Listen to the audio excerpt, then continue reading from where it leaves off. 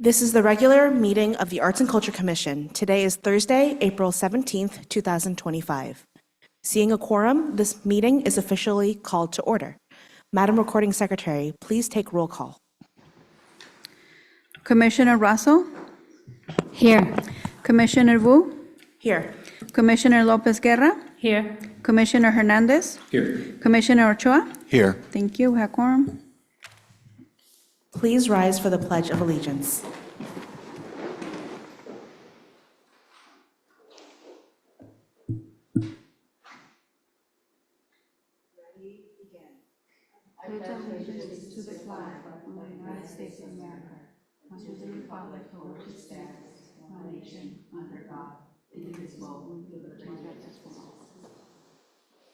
Thank you. You may be seated. At this time, members of the public may address the Arts and Culture Commission regarding any non-agenda items within the subject matter jurisdiction of the committee. No action may be taken on non-agenda items unless authorized by law. Does the public have any comments they wish to share with the commission? Please know that you have 3 minutes to speak. We have one person on Zoom. We want to start with that one, and then with the ones here. Gay, go ahead and start.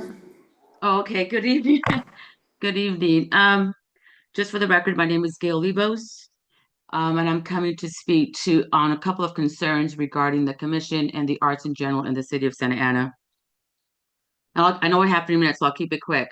I'm new to trying to get response to this team, so please bear with me, and each week I get better at what I want to ask, but what is the status of the mock rendering drawings of the mural that is supposed to be we know what mural we're talking about, I'm assuming. And I say that because last week I was in Washington, D.C. and New York City. And as you know, the art within these two cities are indicative of the culture and people who or have resided there. I'm asking that we keep this in mind as this mural is created. It should reflect us, the citizens of Santa Ana. 2, are there any truth to the statements that are being implied in social media that you will need to hire a translator for these artists? If so, is it included in the initial budget? 3, as you probably are aware, there was quite a bit of discussion on how the artists were selected. And I, for one, agree with my fellow Santaneros that we should not have chosen any artists who are not from, at minimum, Orange County. With this being said, council put on the table to give an additional $200,000 to this art council. And I want to make sure we choose local artists moving forward.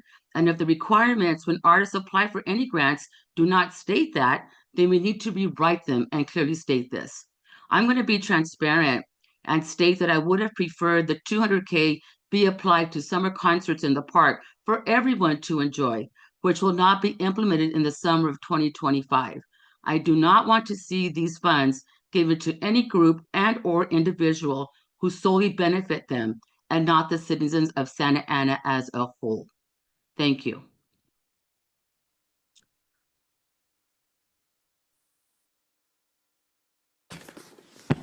The next speaker, Barbara Apostol.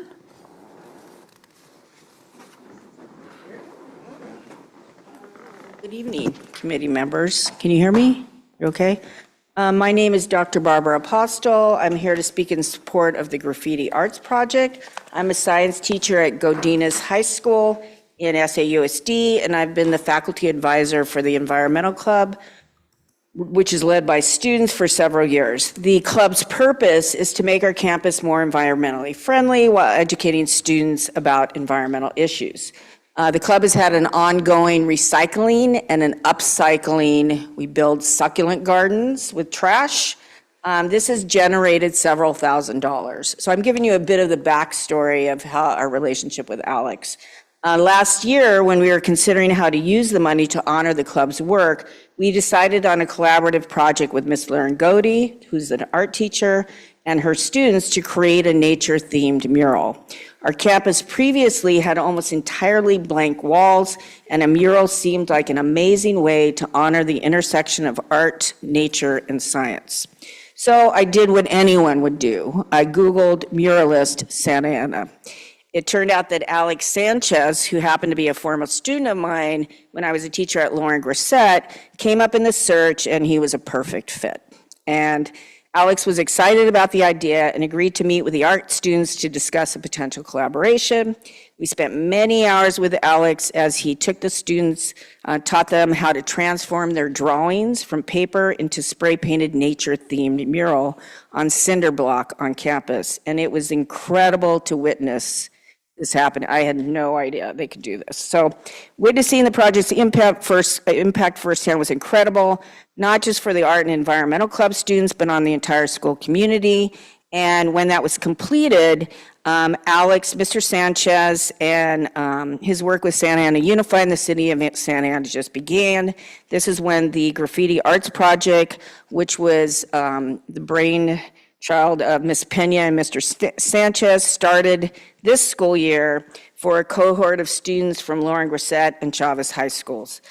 This offers a once-in-a-lifetime opportunity to engage students in a meaningful hands-on experience that blends artistic expression with community building. The GAP program empowers students to take ownership of their created voices. It fosters a sense of pride and connection. And I think continuing this project will inspire future cohorts of students and leave a lasting impact on both the students and the broader community. I know it has done that for our students at Godinez, so I was really anxious and excited to get a couple of those students to come and tell you about the impact it had on them. So first you're going to hear from Shayla Ojeda, who is a current sophomore at Godinez, and then after her is going to be her brother, Jonathan, who graduated last year. Both of them were directly involved in the project. And lastly, another art teacher from Godinez, Ms. Alondra Jacobo. She will read a letter from Miguel Orozco, who was an AP art student who drew the mural, and he is currently an art major at UCSD. Unfortunately, couldn't be here, but I think their stories are way more powerful than mine, so I really wanted you to hear from them. Thanks so much. Sheila?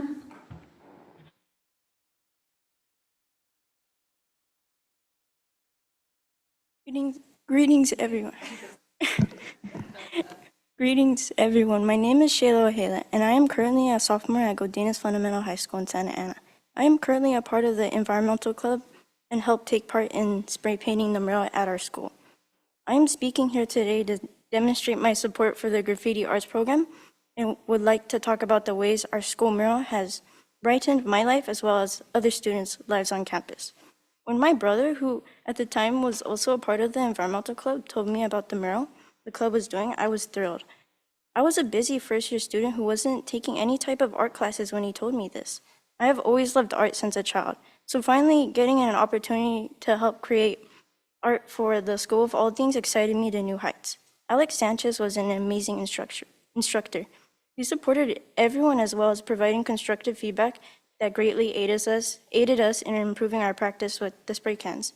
He is down to earth, loves teaching, and utilizes humor as well as his experiences to relate with students on another level.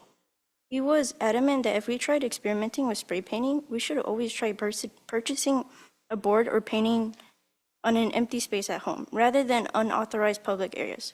He even recommended places where we could buy materials. While working on this mural, I could see all the students smiling, laughing, and enjoying themselves while expressing their creative styles through spray painted lines. It was very relaxing to come from a busy, stressful day at school just to make art and have fun for hours. I recall the next day after working on the mural, students were admiring the artwork and were even pitching names for the animals featured in it. During the creation of the mural, Alex would talk about his own personal experience that I resonated with deeply. He talked about how, as a child, he would use graffiti to cope with hardships at home. This resonated with me because I would also use art as a positive way to express myself and help distract myself from things that were negatively impacting my life. Thank you for listening.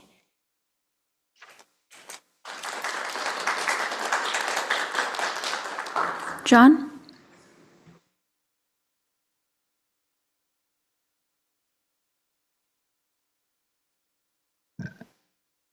Good evening.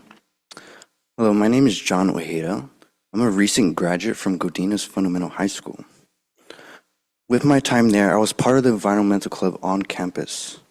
And over the course of multiple semesters, I worked alongside the club in helping raising funds for the mural in that school, as Dr. Apostle mentioned.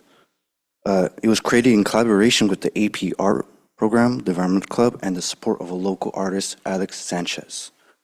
While I commend the efforts of those who helped fundraise and make that mural come to life, what I want to speak about today isn't about the dollars we raised, it's more so about the experience, in large part thanks to Alex.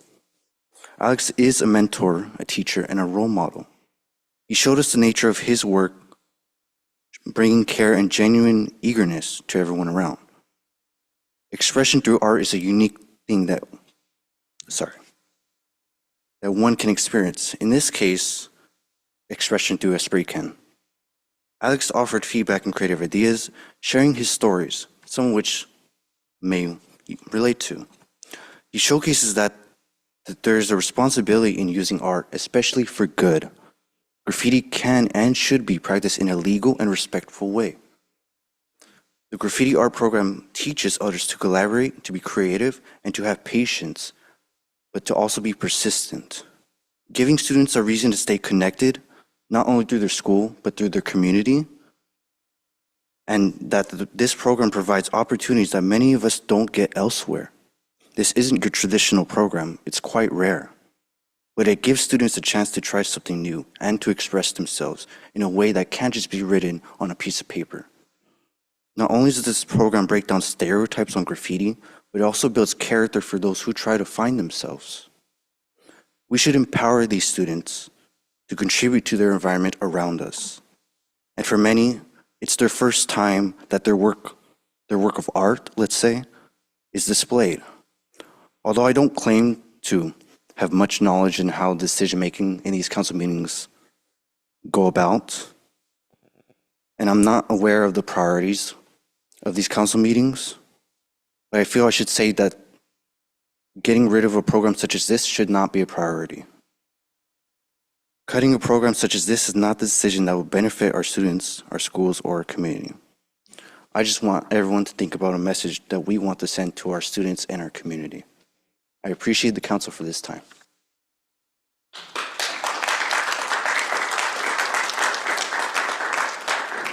Alondra?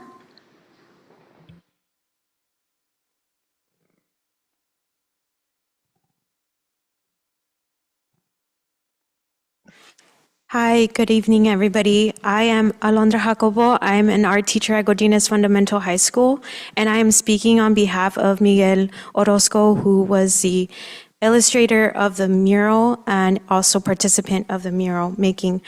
So here it goes. Being a student of Alex and partaking in the spray paint project not only allowed me to express my creativity and transform my art from paper to something tangible like a mural, it also made me feel seen and represented. As an immigrant, the pursuit of a career in the arts was often discouraged and seen as unrealistic for me.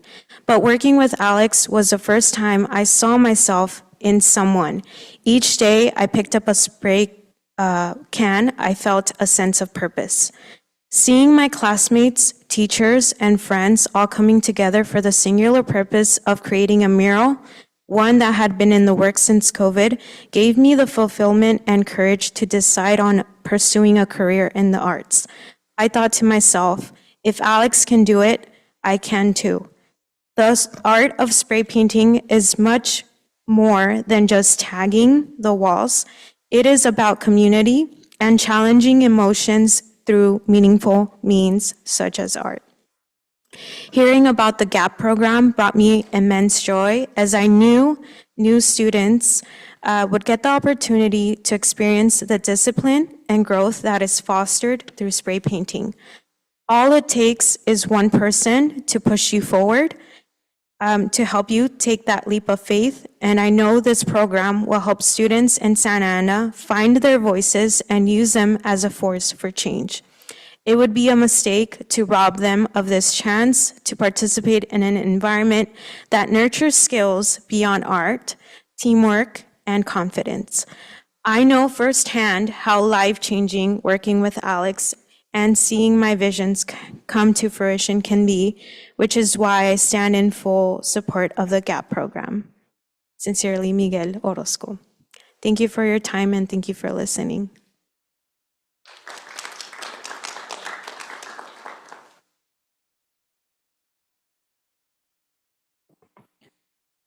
Thank you to all the members of the public for their comments. At this time, this is the time for the commission to consider matters under the consent calendar, items 1 and 2. Do I have a motion to consider items 1 and 2?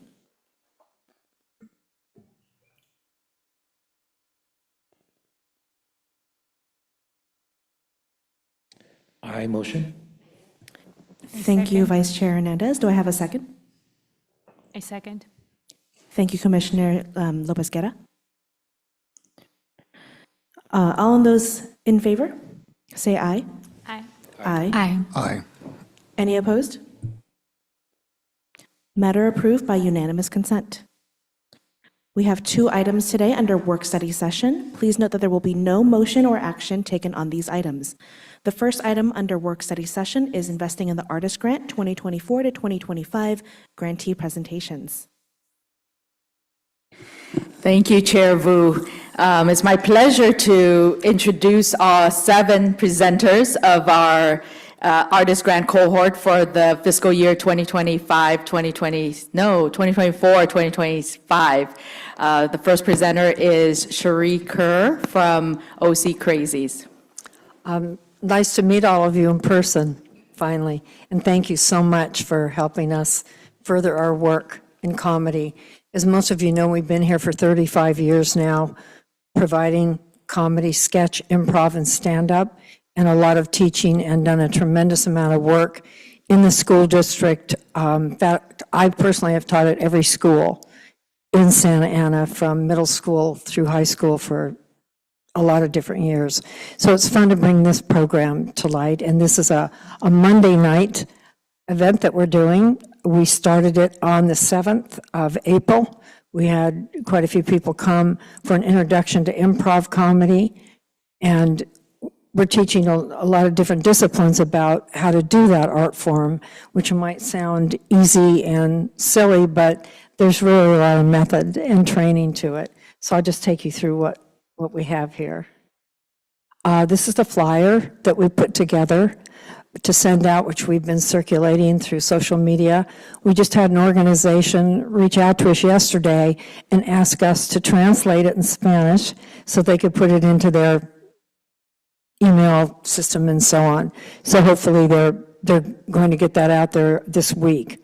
We're just waiting for it to be translated. Those are the dates that we're holding the events. We held one on April 7th. We have another one this Monday at 5:30, from 5:30 to 6:30, and it's the basics of stand-up comedy. That's what we're doing this particular week. We have them going, as you see, through September.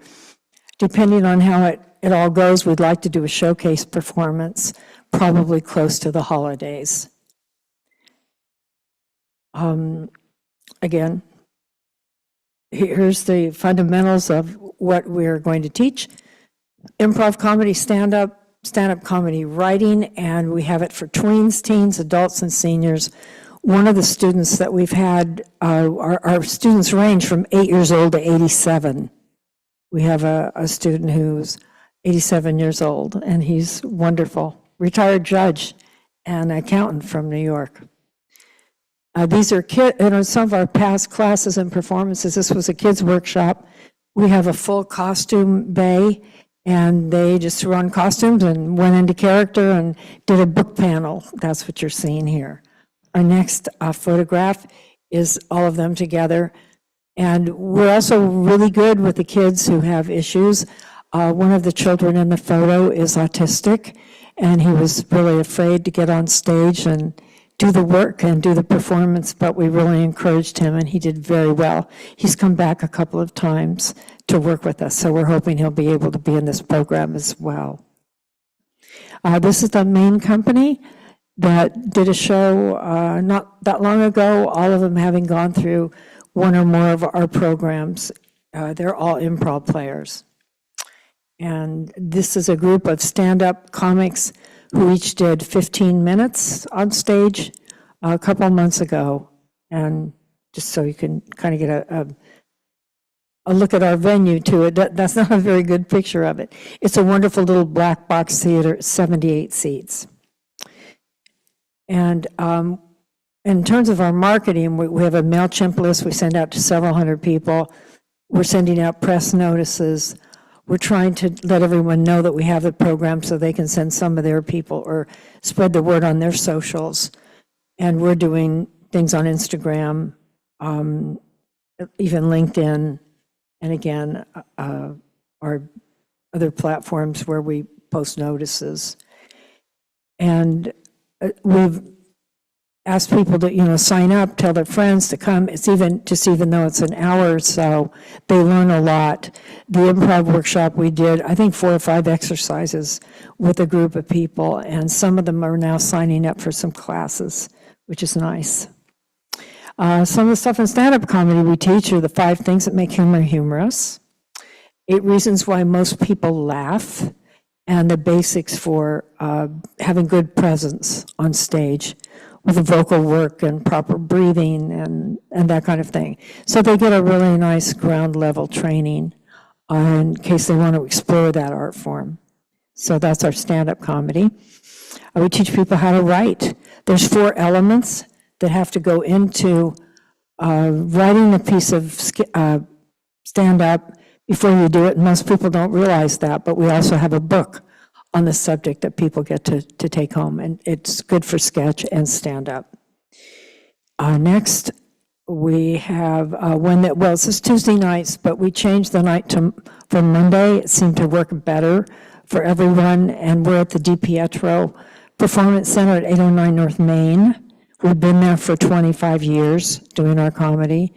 And the classes, again, they're for youngsters, teens, adults, seniors, and our eye is on those who are underserved, maybe underprivileged. They don't have a budget or money to come and pay tuition often, but they can certainly come and learn some really fine basics from us for free. Again, we want to thank all of you who deemed us worthy of the grant. We really, really do appreciate it. We are a nonprofit. We don't have weekly performances, and we have a couple classes a month. We have graduation shows, but we've had some difficulties doing shows every single week because it is a non-paid gig, and sometimes we have everybody who wants to perform and sometimes just a few. But we're busy every single week doing something, and we like to feel like we've done a lot in the community and for the community prior with a CDBG grant, and we love to just keep doing it. We find it not only fun, but very healing for a lot of people too. And I think that's all we have. These are some of the things we cover for basics for improv comedy. There's 17 rules and tools for improv. You may not have realized that, but once you learn them, you get on stage, nothing will fail if you follow these rules. We talked a lot about how to be a team member with other people when you're doing improv, but sometimes it's hard. We also teach a class on how to think fast on your feet without putting them in your mouth. And that helps people to get really quick, but also be appropriate. And at each presentation, we do at least 3 demonstrations of improv, even stand-up, writing drills to kind of get people off the ground. So that's what we're up to. And again, once again, we really, really appreciate all of you supporting us in our work. And the city has for many years. I've been here now for 35 years. So I thank all of you for the opportunity. Thank you, Sherry. Hold on. I want to see if the commissioners have any questions or comments.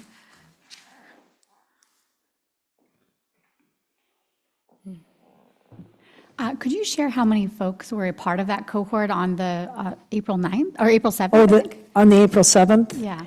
thing that we had, I think we had 5 people. Some people didn't stay. We had a little issue with our parking, so they weren't able to get into the lot. But we're trying to help people who are coming to the other ones to make sure that they have easy access to our parking.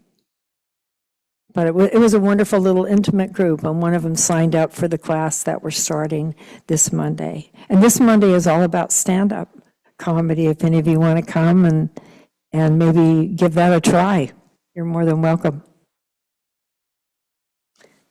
Additional question. How many, what is your class size capped at?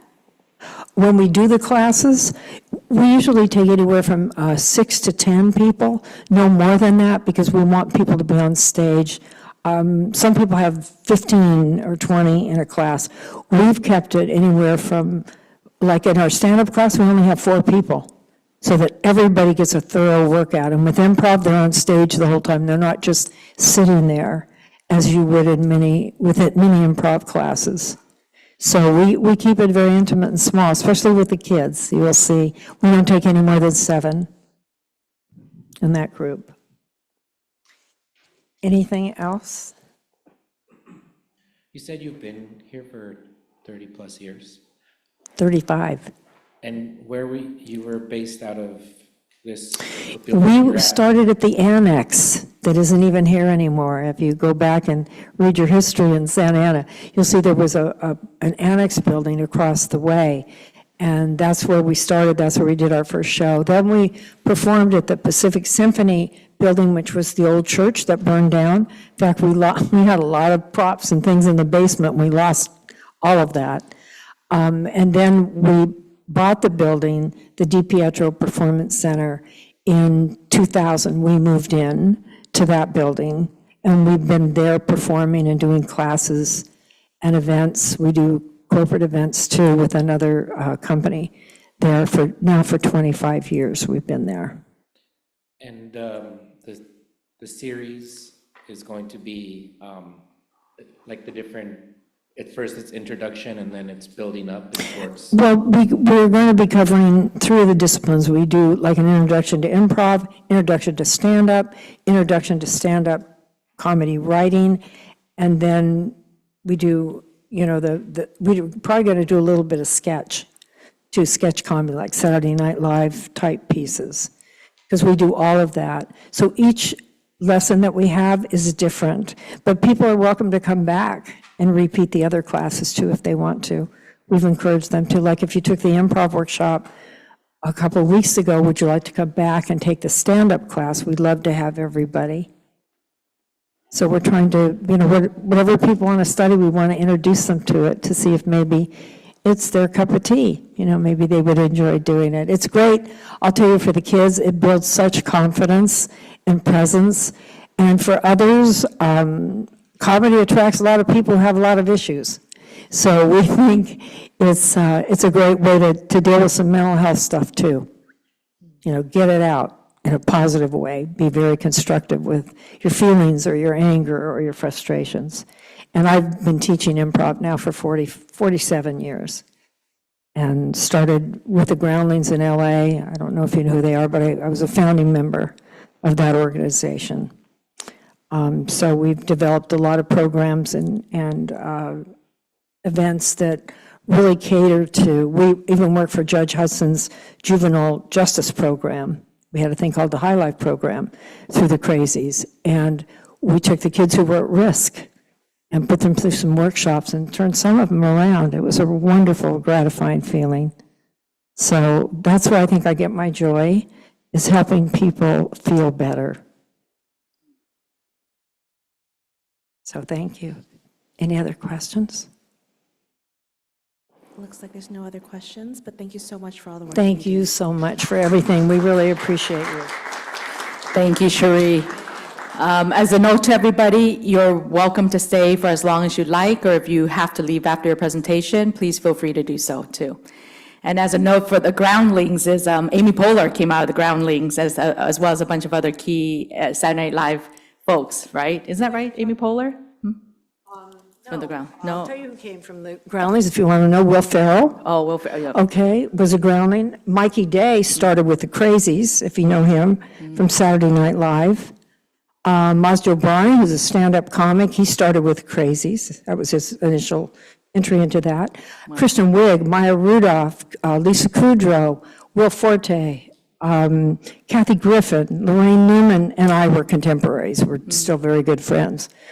There's so many people. Julia Sweeney, she performed with the Crazies. She did a show with us. Lynn Stewart, who just recently passed away, was in Pee Wee's Playhouse. Paul Rubens, of course, Pee Wee Herman, he was. Phil Hartman was a very close friend of mine. And he was with the Groundlings just for a couple of years before I left. So there's a lot of people. I mean, it's a breeding ground for major talent, and that's why everybody wants to go there and study there. But when I was there with Gary Austin, we were just in a small room. It wasn't even bigger than this, a little place called the Cellar on Vermont. And we were just working out. I got one quick story if you want to hear it. It's pretty funny. Valerie Curtin, you may not know her, but she was in Justice for All, and she did a lot of writing, a lot of big writing. And Liberty Williams, who you probably don't know because she didn't go on to become a star, but she should have. They had their boyfriends in the back of our little theater while we were working out one night, and they wouldn't stop talking. And so Gary Austin, who was the founding member of the Groundlings, and he was my scene partner as well, said, you guys should just leave, okay? Just leave and go talk. Go somewhere. But just stop interrupting us. Well, it turned out those two guys I'm talking about, one was Barry Levinson, who I'm sure you must know his name, great director, and the other was Alan Silvestri, the guy who wrote the soundtrack for Forrest Gump and many other things. They both went on to become very famous and very big, so we always still laugh about that story. Anyway, thank you so much again for everything. We really appreciate it. Thank you, Cherie. Amazing. Okay, next presenter is Gabby Muniz from Delhi Center.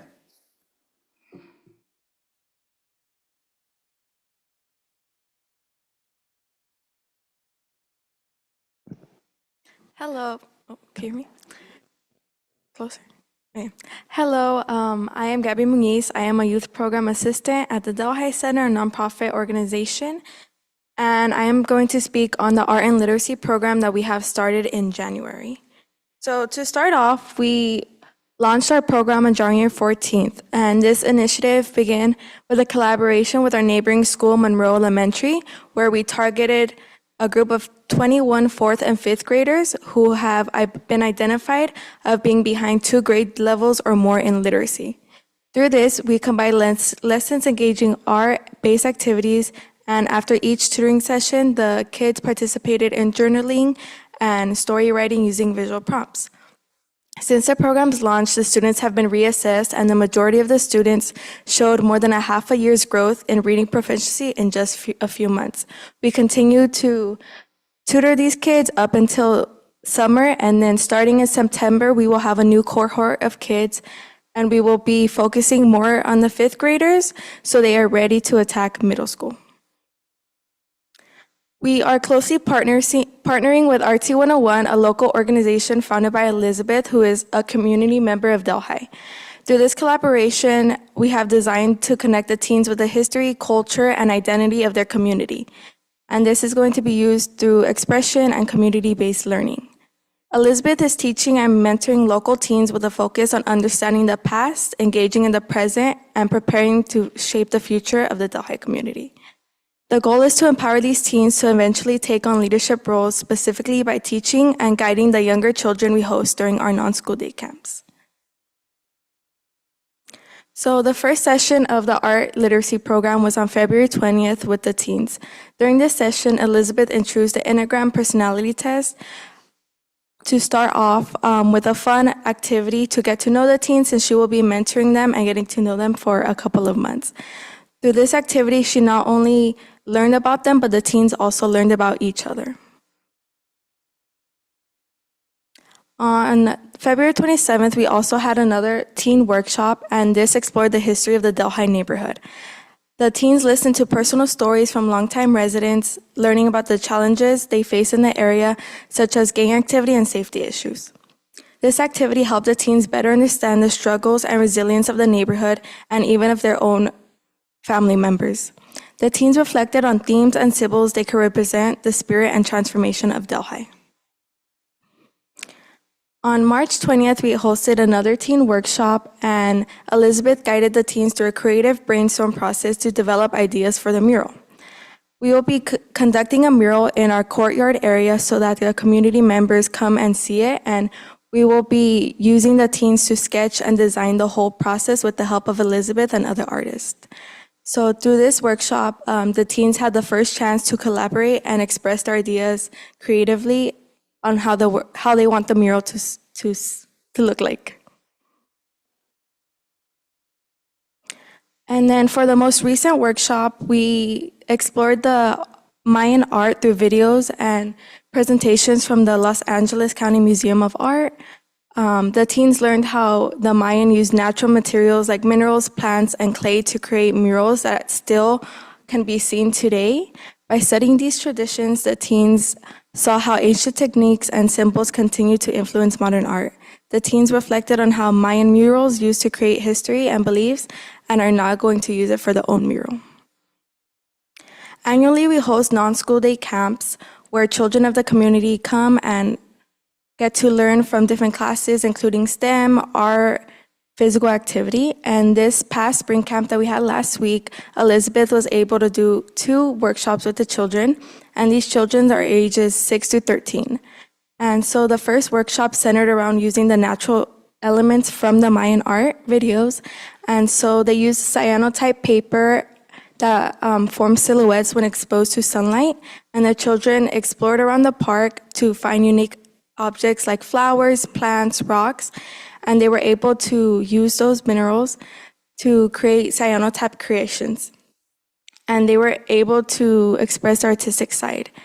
And the second workshop was more hands-on approach where Elizabeth guided the process of making their own dye from pill bugs.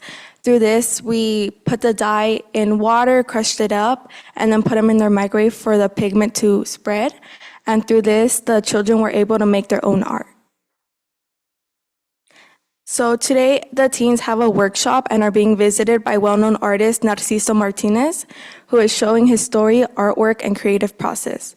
He is the first of 4 artists who will speak to the teens to inspire their work on the community mural.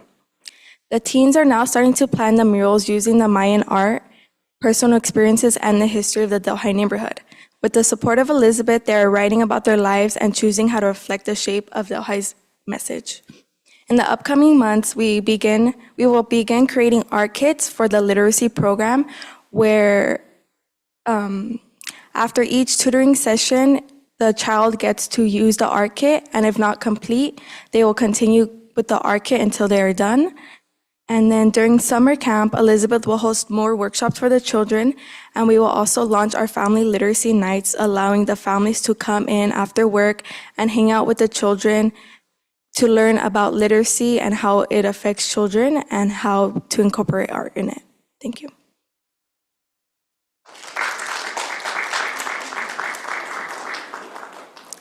Thank you, Gabby. Very impactful program. Any questions or comments from the commissioners?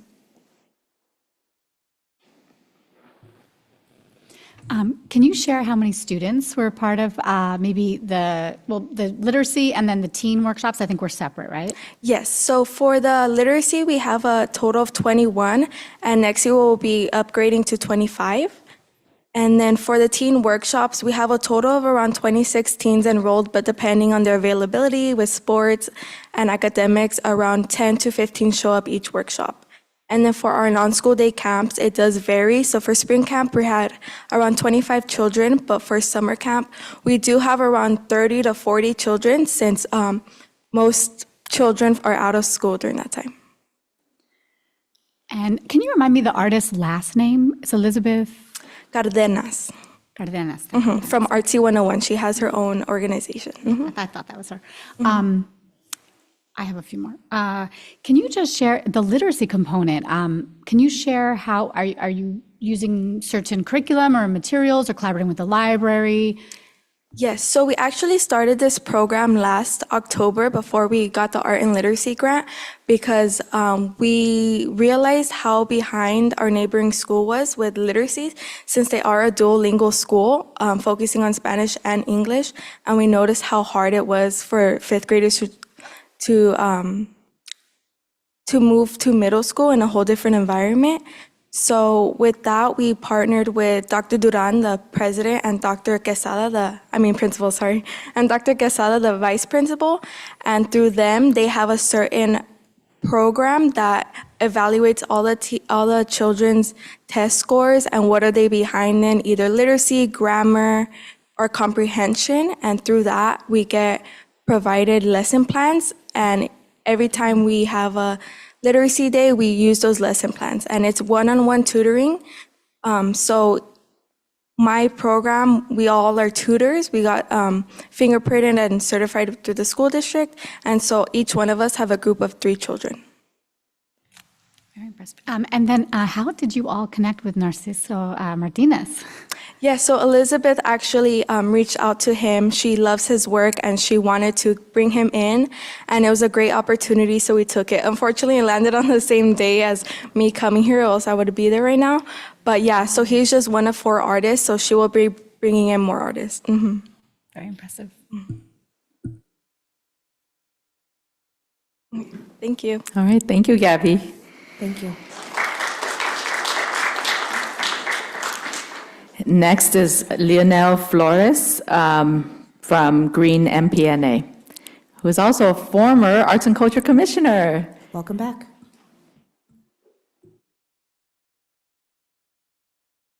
Hello, staff and commissioners. It's good to be here again with you all. And thank you for the opportunity to share the work that we're doing in the community. I'm here with the organization that I work for, Green MPNA, stands for Getting Residents Engaged in Empowering Neighborhoods, Madison Park Neighborhood Association. We're an organization located in Southeast Santa Ana that's been around for about 14 years now, and we're focused primarily on youth educational initiatives through our STEM programs, health equity in the community through our health and wellness classes on Wednesdays, safe and clean environments through the environmental justice work I do with our resident committee known as CUAL, or Comunidad Unida Aire Limpio, and then also our community empowerment programs, one of them being this mural project, which we just started about 1.5 years ago. And it's our first step into the arts through the organization. So this is just a little bit about the previous work. It was funded through the California Arts Council and the City of Long Beach. They provided us funding to do an arts project here in the community. We decided to do a mural. They paired us up with an artist from Long Beach. His name was Cody Lusby, who introduced us to this style of using stencils so that the entire community can participate from all age ranges, from little kids all the way to adults. As long as you could paint inside the lines, you can participate, which is something that we feel like a lot of people enjoyed because you didn't have to have advanced art level to participate. So as you can see here in that previous picture, that's the artist that we're currently working with. His name's Luis Barajas. He's stenciling one of the images onto the wall. How he got involved with the project, he's actually a resident of the Madison Park neighborhood, and he saw us painting one of the murals, and he's like, hey, how can I get involved? So when our grant ended, he basically wanted to keep it going. We had a lot of feedback from the community that we wanted to continue doing murals in the community. So when this opportunity came about, that's why we decided to apply for it, so we can continue to do it, expanding further into the neighborhood. So we did about 6 murals throughout the Madison Park neighborhood. All of them were north of Edinger. And now the current project that we're gonna do is along the bike trail and Pomona Street. It's going to be south of Edinger, so going a little further into the neighborhood. It's actually going to be where the exercise park is. So we're planning to do a couple of walls there. And so this is what it looks like in real life. We have about anywhere about 50 to 100 volunteers throughout the week. It's a whole week-long thing. We're out there from like Monday to the Monday of the following week, scraping the walls, putting a fresh coat of paint, and then stenciling so then people can come in and participate in the process. On top of that, we do a workshop where we do wooden medallions, and we use the same stencils but in a miniature scale, so people can kind of start practicing what we're going to do on a grand scale, and then they get to take that medallion home with them so they can have a piece of the mural at home with them. And this was also an idea that was given through us through Cody that he's done in his neighborhood. So yeah, you can go to the next slide. So these are the two locations that we're going to be doing. Like I mentioned, they're going to be on the bike trail by Pomona Street, a little bit south of Edinger. And yeah, so that's pretty much what the project is. Thank you, Leonardo. A very truly participatory project. Any questions from the commissioners or comments? Can you share on average how many people are out there painting maybe or helping scrape or prime? On a day, I would say at all times, anywhere from like 10 to 25 people. But it varies throughout the day because people come and go. You know, when people just come, sometimes they're there for 30 minutes, sometimes they're there a whole day. You know, it varies. We've had people from outside the neighborhood come in. People see us like they're driving by, they're honking, like cheering us on, or they see that it's going on, they ask, can we help? I'm like, yeah, it's for the community. That was the whole purpose of why the project was started, to create pride in the community through the arts. And one thing I forgot to mention, all the images have something to do with Santa Ana. So the parrots symbolize the people of Santa Ana. They're done in Alebrije style with different imagery to represent different parts of our community. And then we have the cempasúchil to represent Day of the Dead, because it's become a big holiday in Santa Ana. And then we also have the jacaranda flower. I know that one's a little controversial, but it's very big in our neighborhood. People have started to come into our neighborhood to take Instagram pictures, and it's kind of become like a site, you know, in the spring. So it represents the different seasons of the city. And then also the parrots flying through the flowers represents our environmental justice work, fighting for clean air in Santa Ana. And would you estimate how many people are painting or priming or scraping, identify as artists? How many? More recently, we've started to have more. And I think that's because of the artists that we have. He promotes us on his social media, and he's connected with some artists in the community. I don't know if I would be able to say a percentage, but But the majority not, they don't identify. yeah, the majority, no, the majority is residents, for sure. Yeah. Parents from the local schools, parents that are driving by and bring their kids to come paint, high schoolers that are looking to get community service, things like that. Last one.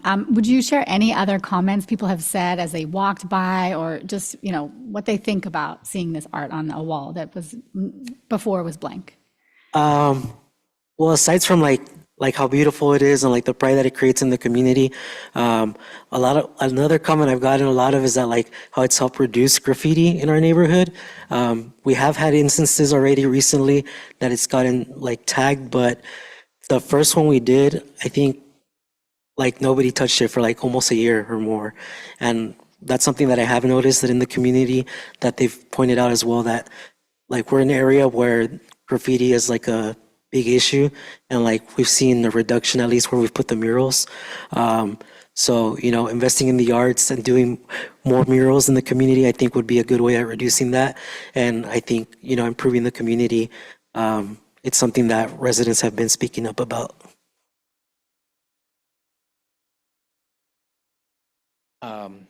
Yeah, it's good to see you here, former commissioner. And yeah, I want to apologize for always driving by and saying hi, but never getting out of my car to help. But it was, you know, I literally have one you know, a short walk away from my house, right there on Hobart, and it just makes me so happy because you know, knowing that somebody who is a colleague of mine and this great, you know, organization, and you know, it has helped to beautify my city. And so, like, every day, it's a constant reminder of you know, the good work that's being done. Obviously, like, you know, the green parrot is like a symbolic of our city.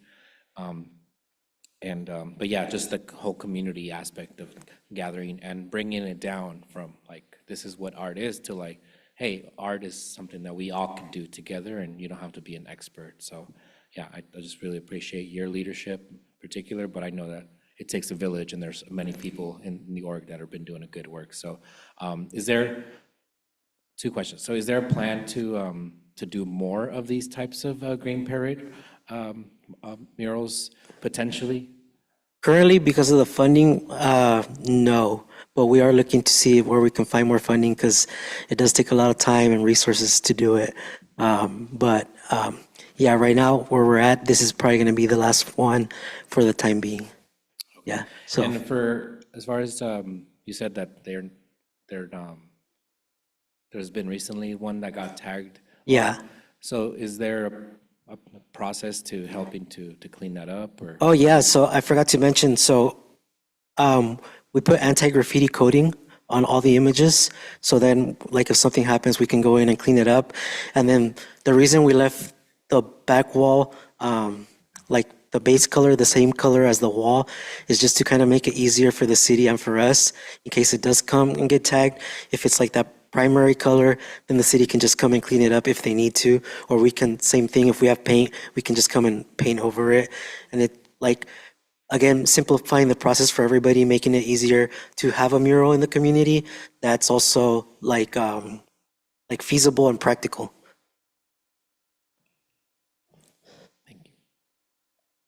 I want to echo the words of praise from my colleagues to the work that you're doing, this really amazing work. Just one really quick question for me. How many murals are planned in this iteration on the bike trail? So we consider it one, but it's going to be 2 walls. Mm-hmm. Yeah, but since it's in the same location, that's why we consider it one. Yeah. Awesome. Thank you so much. And Okay. I believe that's all the comments and questions from us.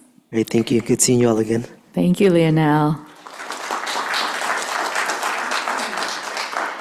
And next is Modesto Brezeño from Stanford Sound.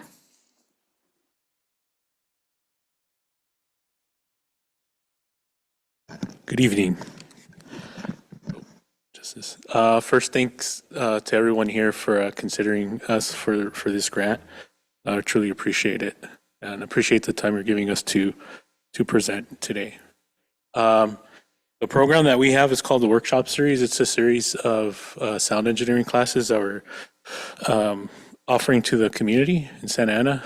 This was something that we're offering to people in my company. Oh, and just to go back, sorry, I got ahead of myself. My company is called Stanford Sound and Stage.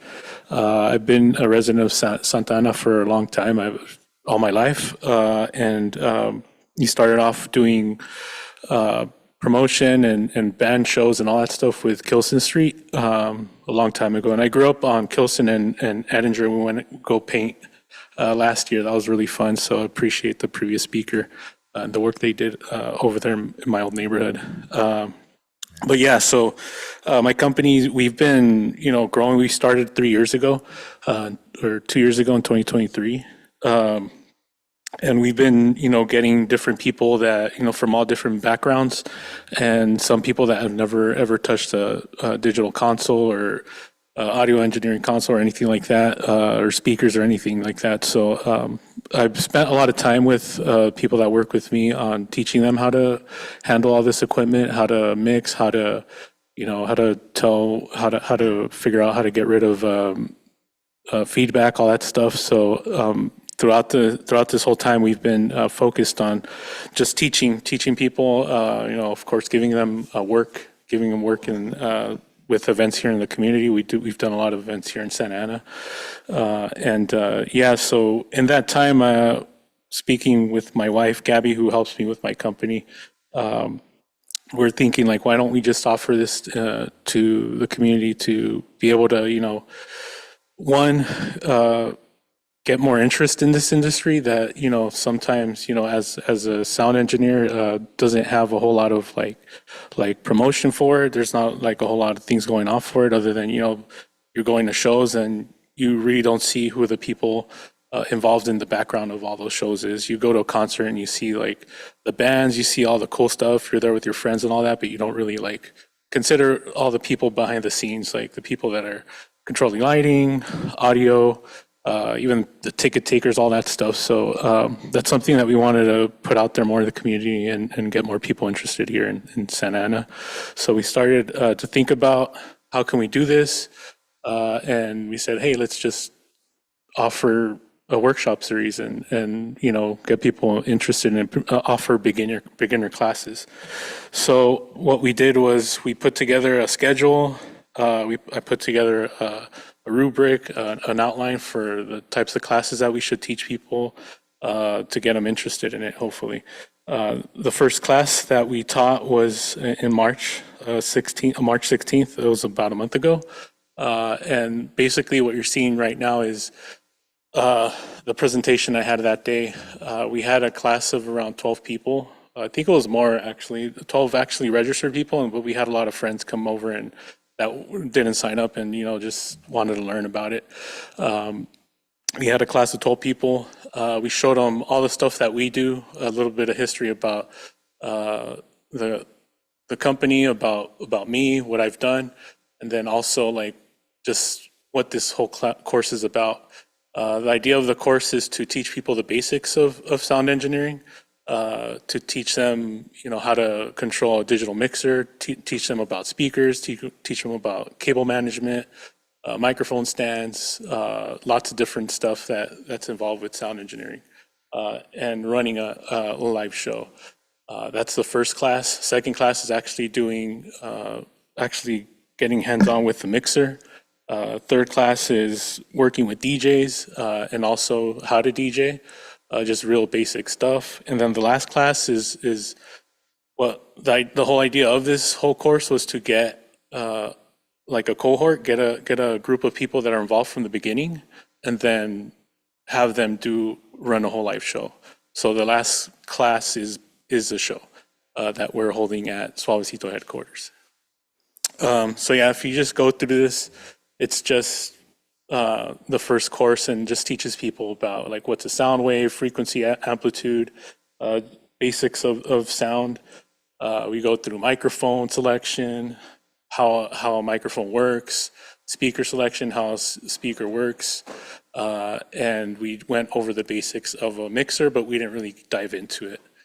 The whole idea behind this, again, is to get more people involved in sound engineering, to get more people that have an interest in it, that never had access to this type of stuff without either knowing somebody or having a console, spending thousands of dollars on a console and equipment. Yeah, and then the other part about it was we're really trying to get more of the younger people involved in it, like from teens, basically any age, but like we're just trying to focus more on like, hey, this is also like a career path you can take.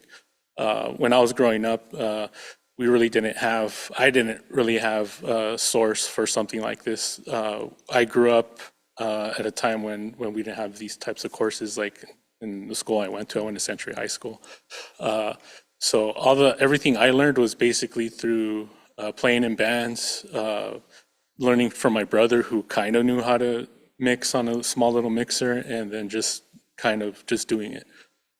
And so again, just going back to the purpose is to be able to offer these things that to people that were in my situation, the situation I was years ago, and then be able to offer it to them, at no cost, and again, potentially get involved in this industry, potentially become a sound engineer, or even just to use it if they have a band, just to even learn about it, just to even understand how this stuff works. And so as you can see here, yeah, we talk about cables, we talk about a lot of different stuff. If we can go to like toward the end, you'll see like some of the photos from the first course.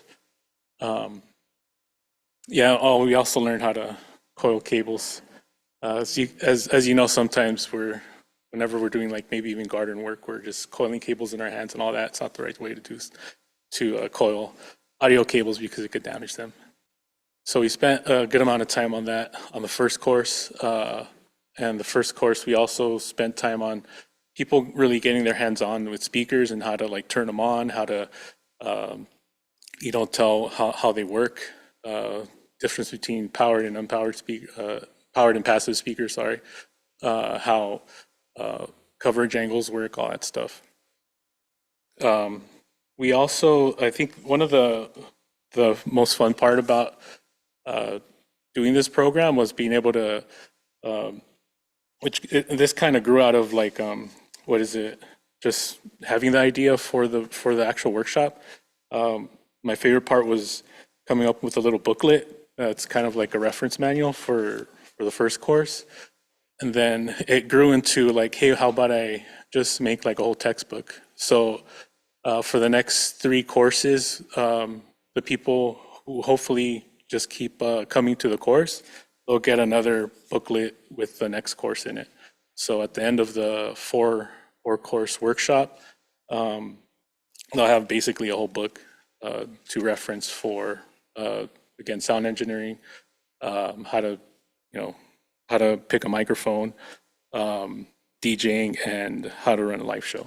So, yeah, there's photos at the end. Sorry, it's a long presentation, but yeah, if you guys have any questions about it, here to answer them. Thank you, Modesto. Well, some of us on this dais and in the audience just want to say that you are in good company because we have a lot of Centurions in the house here. Cool. Awesome. And it's good to hear. I'm curious how you've been promoting these workshops. We've been doing it through our social media accounts, email. I send emails out to past customers and people like that. But for the most part, it's been through Kilson Street, which is another organization, I guess, that we run. We've done a lot of our promotion and work with bands through that organization. And then also through Stanford Sound and Stage's social media. So we try to spread the word there, word of mouth.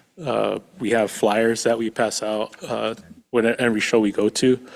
So yeah, that's how we've been promoting right now. Just lots of different avenues. If you had to estimate of the people who are attending your workshops or showing interest, like what kind of age range, or is it pretty wide, or? Right now for the first course, the age range was, I would say 18 to, oh God, probably over 40. I don't want to guess the gentleman's age, but there's older people there too. So this course is open to really anybody, anybody who's just has an interest in sound engineering and who again just has just general questions about it, and maybe people who, like, hey, and maybe I want to do that.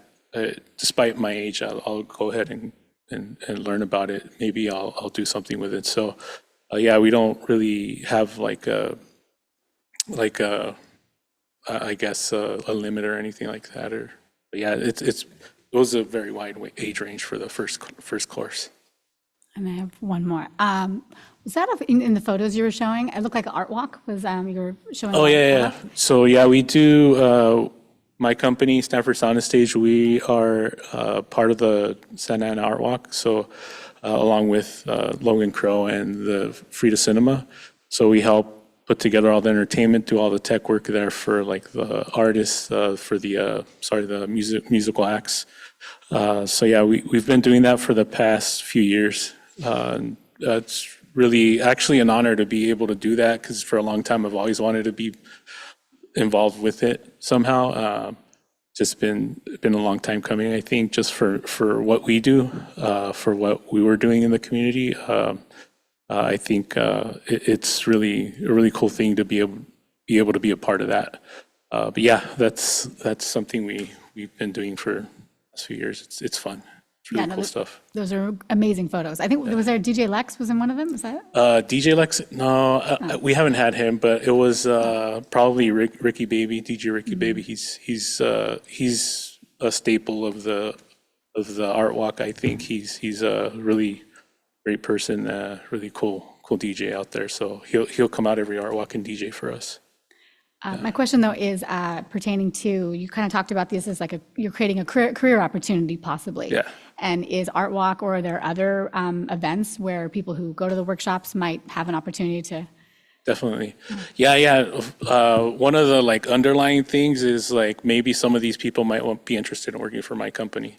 that's one of the things that me and my wife talked about, is like, hey, maybe there might be somebody who can help us out one day, who can work for us. That's definitely an opportunity there for people. So yeah, just basically creating hopefully a foot in the door, maybe to be paid to do this stuff, not just, like, hey, let me learn it and maybe there's an opportunity out there. No, there is. Our company, we do a lot of events throughout the year, not just in Santa Ana, we do events all over the place. So definitely a career opportunity for people, immediate career opportunity for people. I have a couple of questions. The first statement is for everyone, and if you know me, you know what I'm going to say probably, but I'm really interested moving forward in just the consideration of outreach, right? How are you making sure that you're creating and leveraging possible intersectionalities, and it's not just for you, with the career pathways that exist in our high schools and intermediates? To me, that would be very important because you can start leveraging that. For you and your book, super excited. Is there a way to get it, and future thought, right, to get it published and get some type of certification? Because if we're talking about potential internships, and again, what organizations or programs already exist, whether it's in the high schools or in the community college, I think you can really leverage this to make it a sustainable pathway. And then my last one is, what is the self-identified gender diversity in the people who are attending? Like, do you have? Well, I would say it's pretty diverse. I don't want to question people's or anything like that, but it's been pretty diverse for us as far as the people that's been, there's been female, male. It's not, I would say it's pretty even, male, female. But yeah, as far as anything else, I'm not quite sure.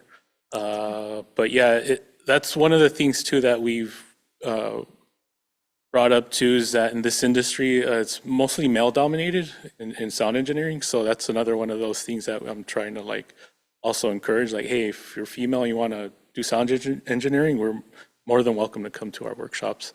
I know there's a lot of organizations out there too, just from going to the NAM convention in Anaheim, that are really encouraging that, a real, a bigger female involvement in sound engineering, which again, it's mostly male dominated. And I tell people a lot of the times, yeah, I kind of wish it wasn't. I mean, not to say we shouldn't have, men or anything up there, but it's just been dominated so much by males that it's it kind of creates a stigma or something for it. So I don't want people to be discouraged from seeing a mixer and not wanting to be involved in it or something like that. So yeah. I don't know if I answered, I think. You did. Both Thank you questions. so Okay. much. I appreciate you.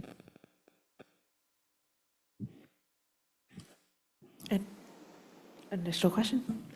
Yeah, I just thank Mo and your team. I worked with you remember Tamale Festival one year when we got drenched there. So Oh, yeah. through That was rain scary. and shine, you're out there doing the work. And at that time too, you had young people that were helping out. So I've seen you at just really, and what I like the most about you is you're just so level-headed.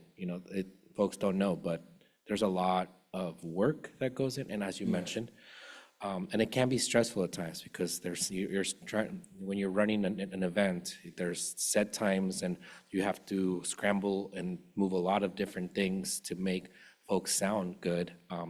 And sometimes people are just like, what's going on? Why don't why aren't we ready? But I've never seen you lose your temper. So I imagine that's the same kind of patience and level-headedness that you take towards educating and teaching, which is really important. You don't need somebody yelling at you, that'll be for later. Yeah. After the show. Yeah, you'll have to, yeah. I was just kidding. But initially, that's the kind of. I'm just really happy that you're continuing to grow. You're Kilson Street, a staple of this community, and an art walk now. Being able to have you be a part of it along with Frida Cinema, it's just I couldn't be happier for the direction that Art Walk's going, and how it keeps growing and becoming better. So thank you for your work. So thanks. And for Gabby too, you know. Yeah. behind No, every- Gabby's a big every part of strong the man team. is a strong Yeah, mountain there. Yeah. Yeah, Gabby's a real big part of what I do, so it's like, yeah, she's super important and encouraging me to diversify the group of people that we hire. We don't just hire one type of people, it's a lot of different ranges of people that actually work for us right now, so it's a really cool team, it's a young team, and we've been told that by people from like, because we've hired people from all over the place. They come in and they're like, wow, your team's young. And compared to other companies, like all these other companies have like, you know, people that have been in the industry for such a long time, they kind of get, you know, discouraged by it because a lot of them are like grumpy or whatever. So it's like, yeah, I try to instill in my team to be positive and try to teach them as much as I can all the time. And that's why we're doing some of these courses to try to teach more people and teach them about the industry and then hopefully create a new generation that's a lot more positive and you know, inviting for this profession. Okay, thank you, Modesto. Thank you, guys.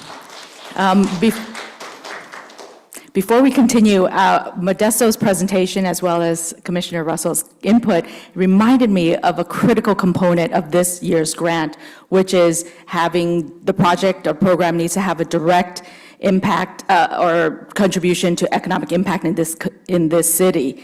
And so what Modesto is doing through Stand for Sound is exactly that, is creating a career path, expanding it. Well, two components. One is true participatory aspect as well as economic impact, and all of them do, from OC Crazies, creating, teaching people to be writers and performers as a career, all of it. Delhi literacy is the foundation of a viable workforce. You know, all of it is speaking directly to that. So I'm very proud of this cohort, as well as of the 7 presenters. 4 are first-time recipients of the Artist Grant. They've never received Artist Grant before, Modesto being one of them, OC Crazies, I believe Cambodian Family, and Green MPNA. These are organizations, they might have received funding somewhere else, but not through Artist Grant. So it's amazing what's come out of this. Thank you, everyone, for being part of that. Our next presenter is Sarah Guerrero from Breath of Fire Latina Theater Ensemble.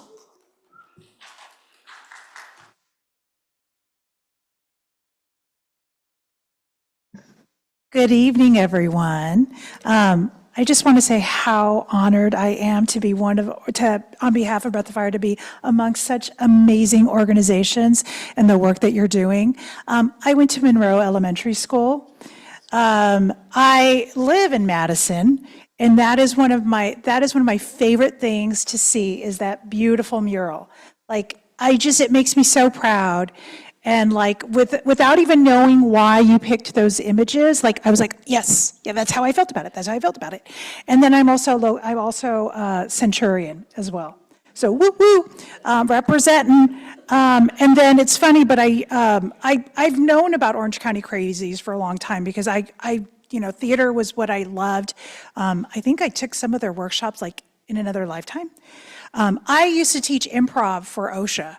And I used to do improv a lot. I don't have time now, but it's great. Everything that you're doing is all amazing. And then also sound, like I work in theater, and and we do a lot of sound stuff, so I'm gonna hit you guys up. And it's funny, because I saw your flyer.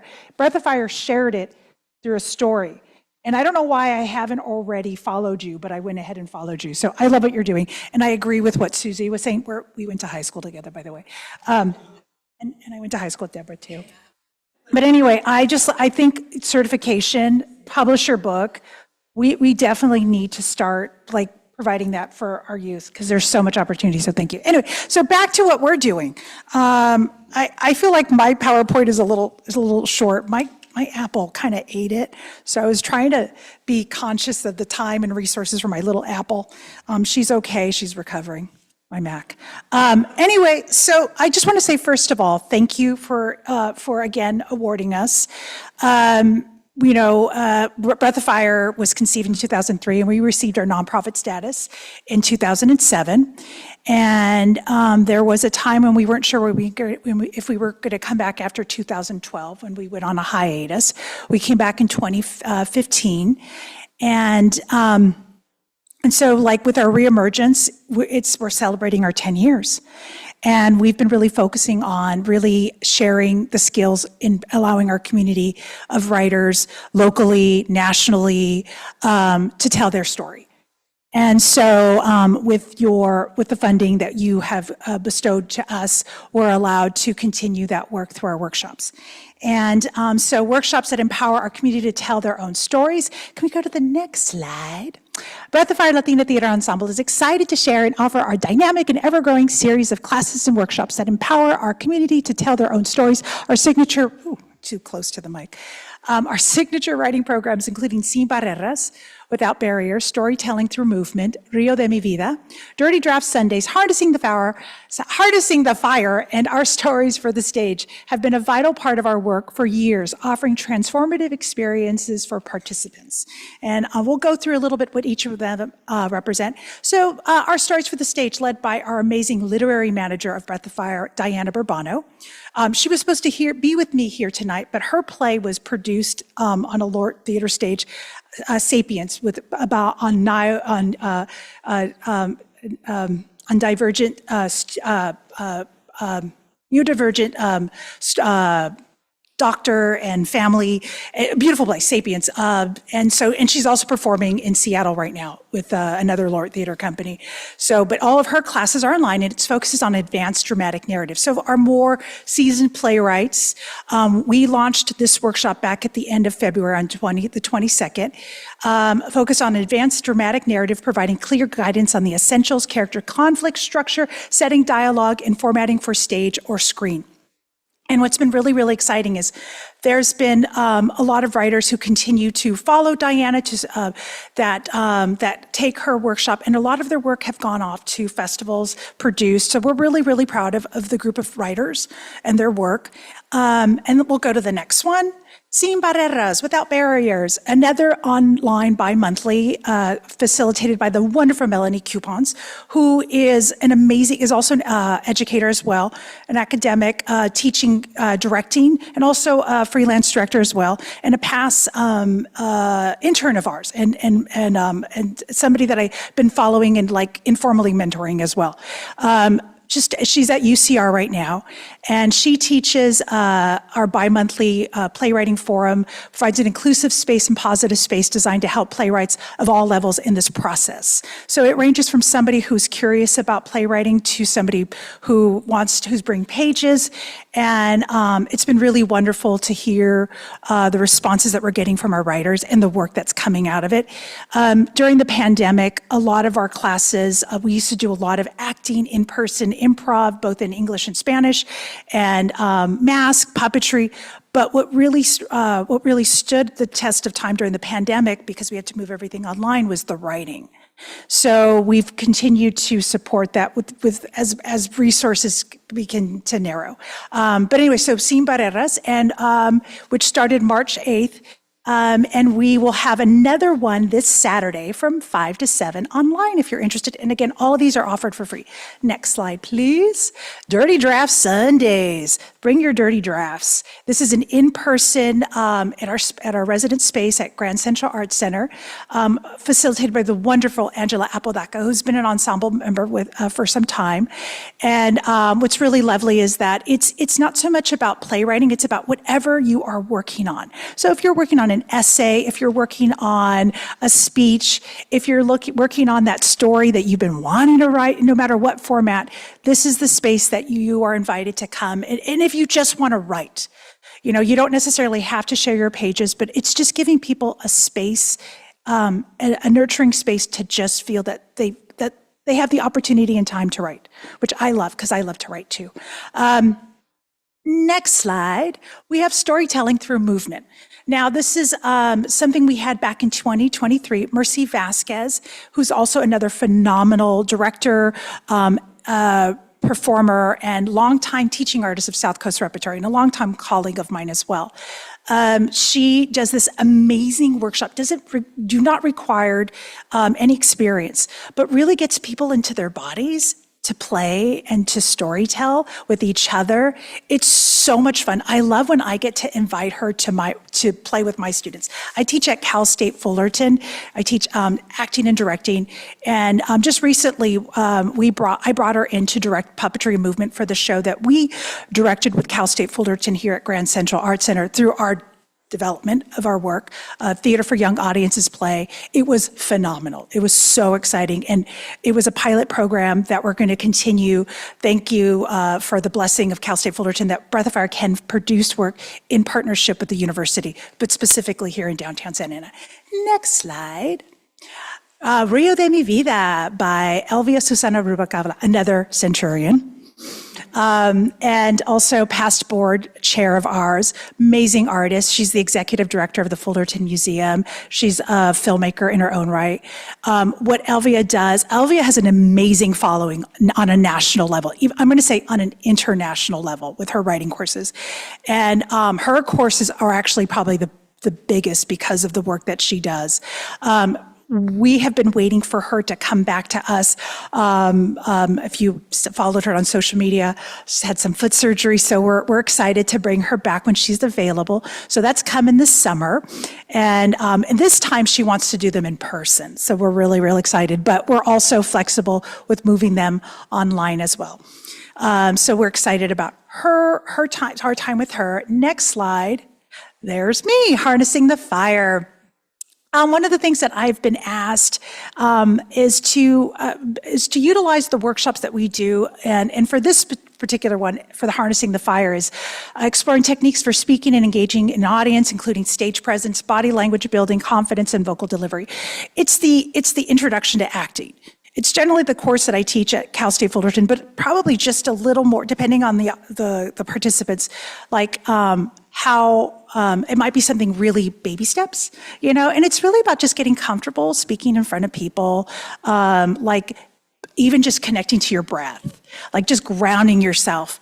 And I love using the methodology that I gained from Teatro Campesino, and along with my mentor, Marisa Chivas, who was one of the first Latina theater mentors of mine in college.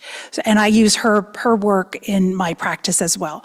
It's really about inviting the imagination, the playfulness, grounding yourself, knowing who you are in order to work outwardly. So I'm really excited about sharing that. It's a program that we started with our high school students to get them comfortable with doing or presenting their poetry in public. They wrote these beautiful poems, but it was like, oh, how do I get up and present it now? So that's how it started. And this is what we're offering to our community. And then the next one is another Harnessing the Fire. It's our professional development. Every summer we offer a professional development that we invite our own teaching artists, but we also invite the community. So other educators, other community organizers who are looking to what we do to apply to their own organizations, classrooms, community, and our workforce. Like previously, we've had Teatro Campesino facilitate their Vibrant Being workshop, which was incredible. Luis Valdez's son, Laquin Valdez, joined us and facilitated the workshops, not only for our professionals, but also for our students, which was, I know, right? We had like 60 soccer balls.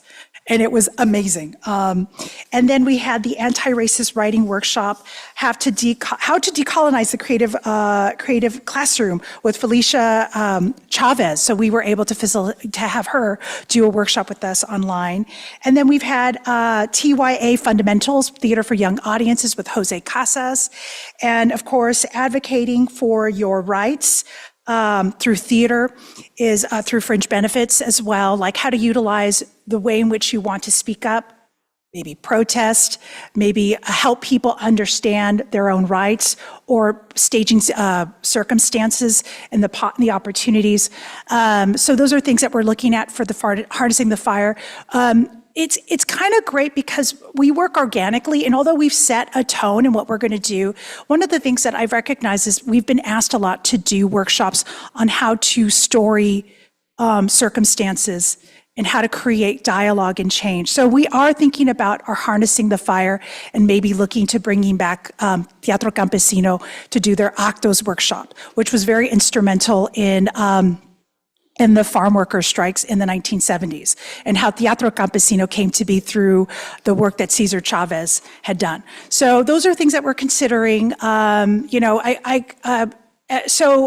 a lot of our work, and just to give you a little feedback, right now we've done up to 7 workshops. Our goal is for each teaching artist to teach up to 12. That means that we are still looking for funding on top of the wonderful funding that you have given us as well. At our 7 workshops, we had up to 60 participants who registered. I don't know the attendance because I'm waiting for my teaching artist to get that back to me. We have up to 25 participants. That's the capacity in order for our teaching artists to feel comfortable to talk with them or speak to them. But it's generally between 10 to 20. Our physical workshops, we keep it under 20 just because of the space. And ages right now are between the ages of 20 to 75 that have signed up for our workshops. And as far as marketing, we use our social media platforms, word of mouth, emails, and then of course we ask our board, our ensemble members, and our teaching artists to share with their communities as well. I think that, go to the next slide. So thank you to our grantees, City of Santa Ana, thank you. Next one, the National Latinx Theater Initiative, which we are a 2-year recipient of. Next one, Grand Central Arts Center, because we have a residency there. And last but not least, our board of directors, artistic staff, ensemble volunteers, individual donors, anybody who wants to be one, will take your money. But thank you. And that's the end of my presentation. Thank you. Questions? How was the event at Alta Baja? Oh my God, our fundraiser? Oh, it was, I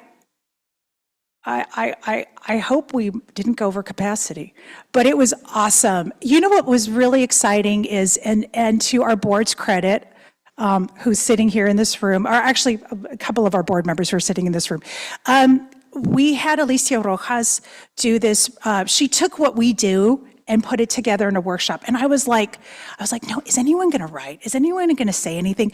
And people really participated in sharing like the writing exercise while drinking wine, eating the charcuterie that Alta Baja had so wonderfully put together.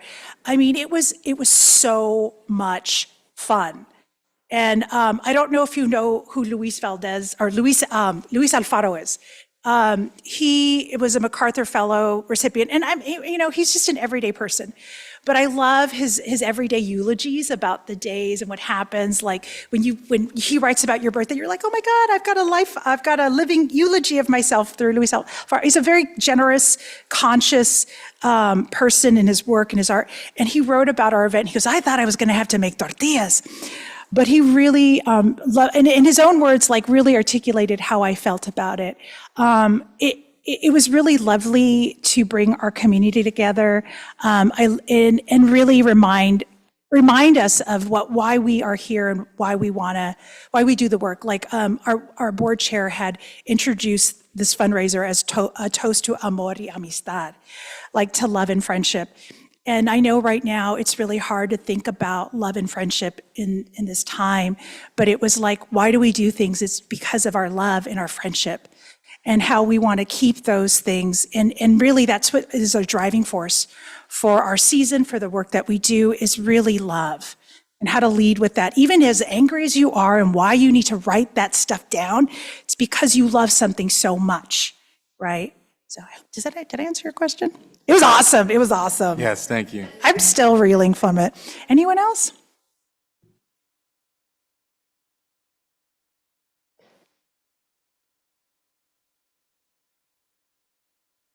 It doesn't seem like there's any additional comments, but thank you so much, sir, for. Oh.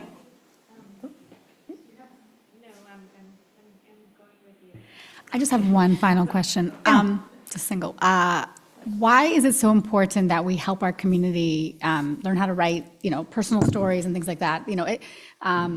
Just to tie into this idea about what's the impact on our city. I think because people sometimes don't see themselves. Like I didn't see myself. I really found myself in theater at a young age. Going through the Santa Ana Unified, like theater was my constant, and the people here kind of know that. Like growing up, and I didn't even know I could make it into a career. And what was really impactful for me is when I was in college and I felt really lost and I didn't know who, I was so confused because I was so excited to be in this amazing acting program and I felt lost. And the one thing that helped ground me again was to write. I found my voice. It reminded me of who I am and what I want to say and what I want to do. And it also brought me back to the things that connect me to my path, to my past as well. So I think like being able to not only know your stories, but to write your stories is important because no one else will advocate for you but you, unfortunately. But also like there's just so many, like just everybody here that just shared something, like it's in some way related to story, whether it's told through visual, whether it's told through literacy, whether it's told through sound, whether it's told through improv, it's all related to story. And what, one of the things that I as a director, when I work with my students and my professional actors, is I use story to connect to each of them. And it has never failed me. Like sometimes some of the choices I don't always make are the best. And I'm like, yeah, okay, let's try something different. But what has always been helpful is just finding as Luis Valdez puts in his, uses Mayan mythology, like in Lakesh, you are my other self. How we see each other, how we connect, how we relate to each other is again, just seeing yourself or just recognizing you and making that connection, using a little bit about yourself to help others maybe connect with you or to find a way to bridge. So that's why story is important. And it's also really fun to explore if you can. Sometimes sad, but it's important that we don't forget. Okay, I'll stop now. Thank you. Thank you very much for all that you do. Thank you, Sarah. Next speakers are Amina Sen and Andrea Diaz from the Cambodian family.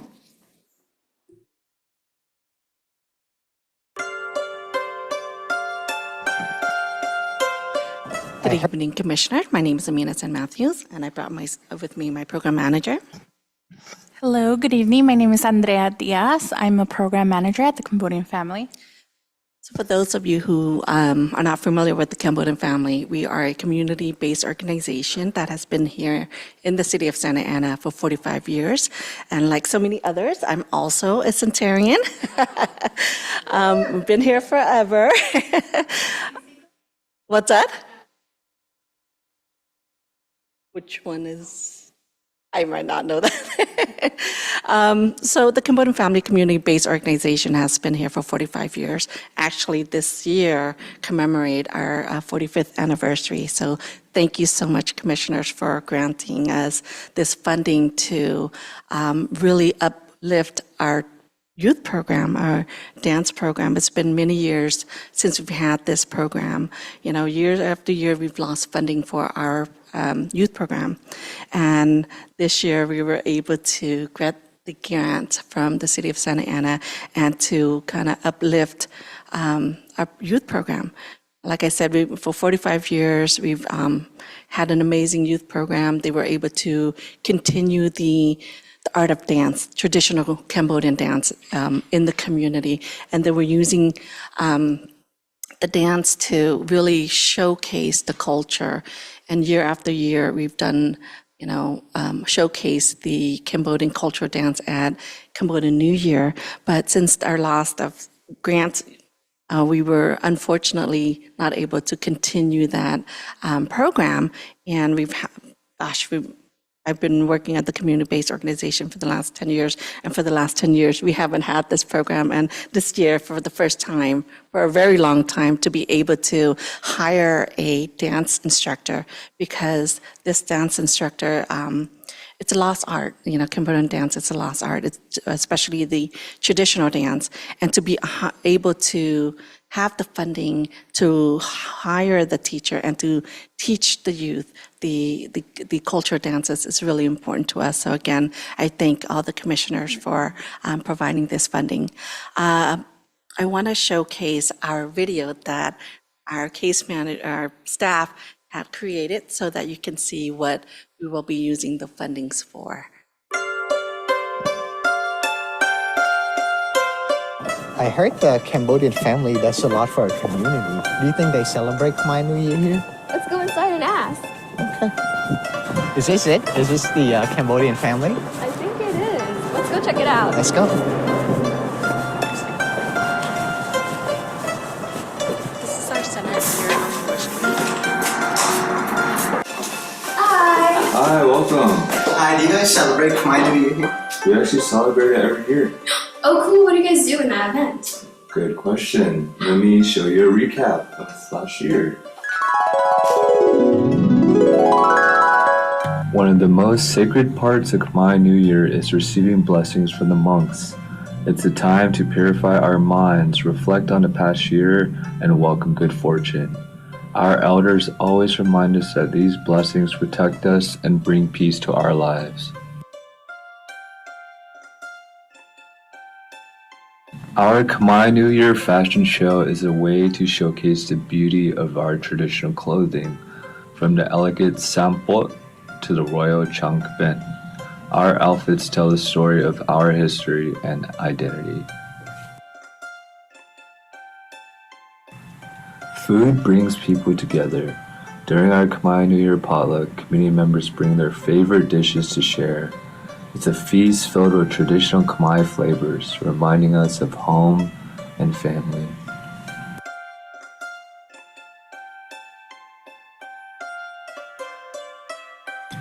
Khmer New Year is also a time to give back. We set up outreach booths to connect our community with programs like health screenings, education, mental health, and Medi-Cal. Our partners also join us to offer more resources for everyone. Let me show you a recap of last year's event. Wait, I overheard you guys' conversations. You guys forgot about the most important part. Our youth dance performance. Every year, our youth dedicate weeks of practice to learning traditional Khmer dance. It is not just about movement, it's about keeping our culture alive. We make sure they understand the meaning behind every step, every gesture, and every expression. Wow, everything sounds cool. I want to join. Me too. It looks so fun and meaningful. Then we'll both see you on April 19th. You don't want to miss out. We'll see you there. See you there. We'll see you there. Well, we hope to see you there, April 19th. It's going to start at 9 a.m. and will end at 1 p.m. Everyone here is invited. We have brought some flyers. We can leave it here, John? Okay, perfect. And we'll leave it here. In regards to marketing, so we have a very robust Facebook page, and we put our flyers and up on our Facebook. We also do canvassing around the neighborhoods as well to let our community know that the celebration is happening in this month and that everyone is invited.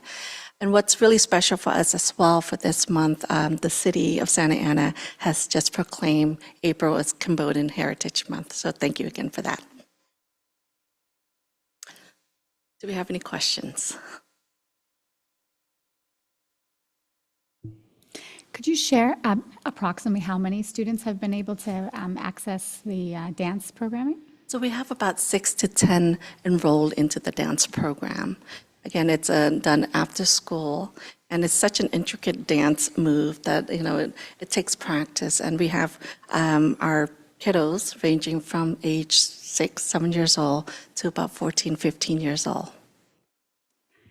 And Are there any maybe plans, I'm not saying they have to be in effect now, but to have the students dance in for other occasions or venues around the city perhaps? Absolutely. So we're going to start off with the Cambodian New Year, April 19th. That's going to be their first performance. They're going to be dressed up in traditional Cambodian outfits. We're hoping that they get comfortable enough, and if they're an ask from the city, we'll definitely book them. Yes. I'll just share the ACC or AC Squared was a club on campus at Century that was very political and very, just very important in my life. So, Gotcha. Thank you.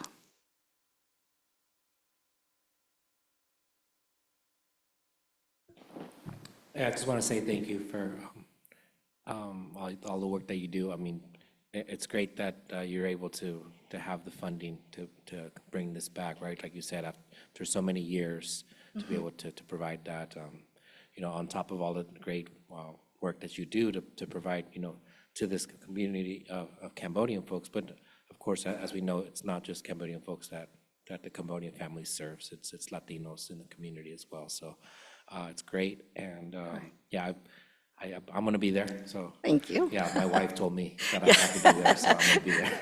Just kidding. No, I'm looking forward to it, and yeah, little known fact. I think I've told Amina before, but many years ago, I was a mentor for like a young person at Cambodia family. So personally, I'm connected to the to the center, and so yeah, I'm really looking forward to all the great work that you continue to do. So thank you for your leadership, Amina.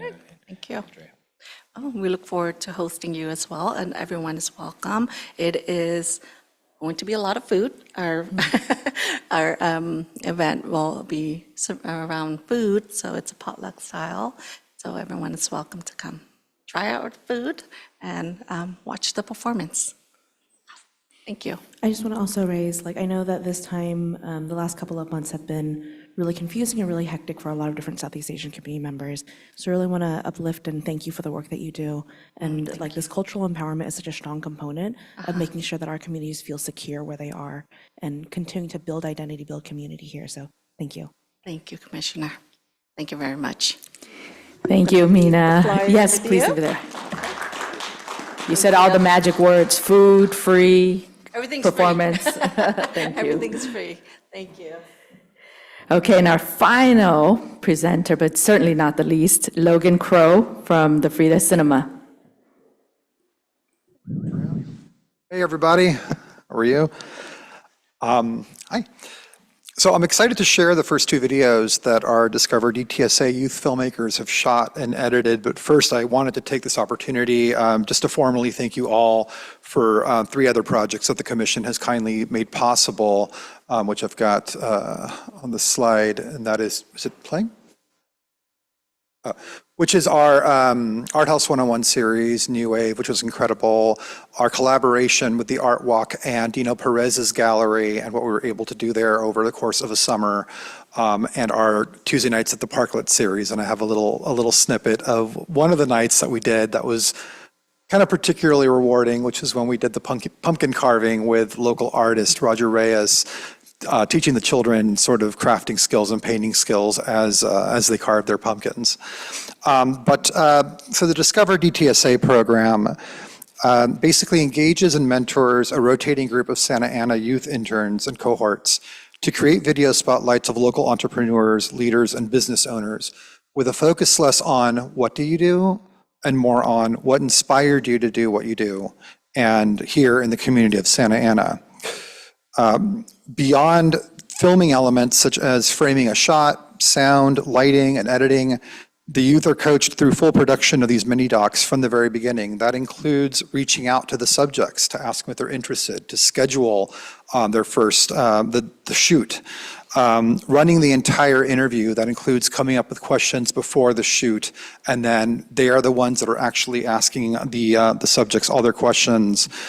They work as a team, they collaborate step to step on the final project. These are just some stats from from the Art House 101 series that we did.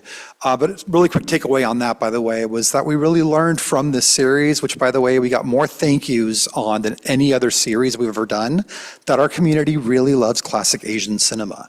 As you'll see, our Japanese New Wave and our Taiwanese New Wave films outgrossed everything else we did from every other country, and that has certainly found its way into our programming since we ran that series last year. There's the pumpkin carving there. So going back to the Discover DTSA program, the cohorts are also provided with additional opportunities. There's our cohorts from the first semester. So that's Brandon there and Eric. They're shooting at Dwayne's studio. He's a photographer. The students do all the shooting. They do all the editing. We have been lucky to work with Eric Timmons of Santa Ana High School, who has approved him to work on this program with us for an entire year. And all of the students come from Santa Ana's SAVE program. We've got one of the coolest buildings in all of downtown Santa Ana. I've been here almost 10 years. We opened up a full-time gallery just to be able to talk to people during Art Walk. I didn't really discover photography, I grew up with it. I stole my dad's camera, and I remember walking around during the holidays one year, photographing all of the Christmas lights, and I've just kind of worked as a photographer, thinking art was cool and not really realizing you could make a career out of it until about a decade ago. And it was the best thing I ever did. That's so cute. I love it. The greatest reward that comes out of a photo shoot is meeting the people and ask about their lives. I chose to come to Santa Ana about 10 years ago, and the reason for that choice is I wanted to be in the heart of Orange County. So when you think about Orange County, Santa Ana is the place to be with the thriving arts district, and I hope to be here a long time more. We give every film a closing credits where we acknowledge the students by name who worked on it. Obviously, the city for your support. There's your logo. The Arts Commission. There you are.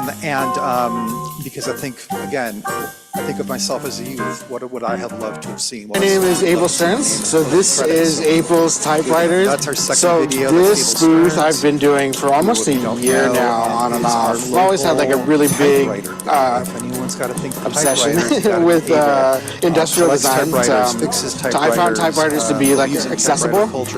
There's something that we all have seen before, right? Like a typewriter is pretty ubiquitous, but you've seen one like at an antique shop, maybe an older one, maybe it doesn't work and it's all dusty. But I've never seen like a bunch of working typewriters in one place at once. The screen one that looks like it's from the 1960s is called a Hermes 3000. For anybody who gets into the hobby, that's Tom Hanks's favorite typewriter, and so that's the one that everybody wants to get. I think any city, there needs to be more stuff for folks that doesn't cost money. Like the typewriters are free, right? When you go out, there's not a lot of free stuff to do. It's kind of a way to kind of take all the things that I care about and kind of like mishmash them together into something that kind of sort of feels right, but also speaks like the challenges of just the now. Like my iPhone is not going to be useful for very much longer. It's going to basically turn into trash. But like typewriters are obsolete, but they've never turned into trash. And that has everything to do with the fact that like they were also made to last forever.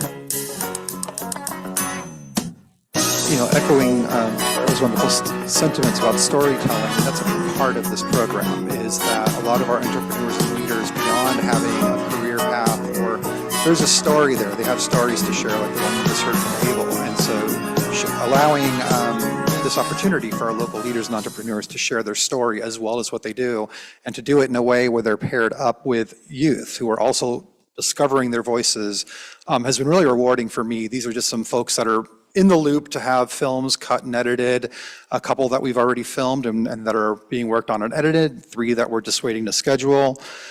Just one more thing, we also coach them on best practices on sharing their videos when they're ready on social media. So as you'll see, I put the stats up.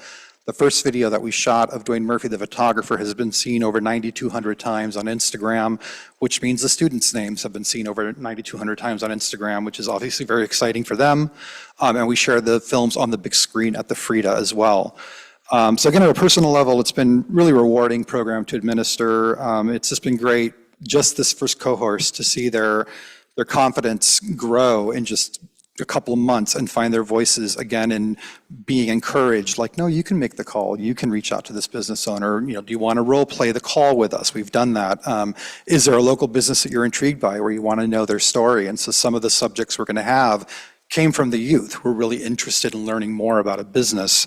So again, I just want to thank you all for your support in making this possible.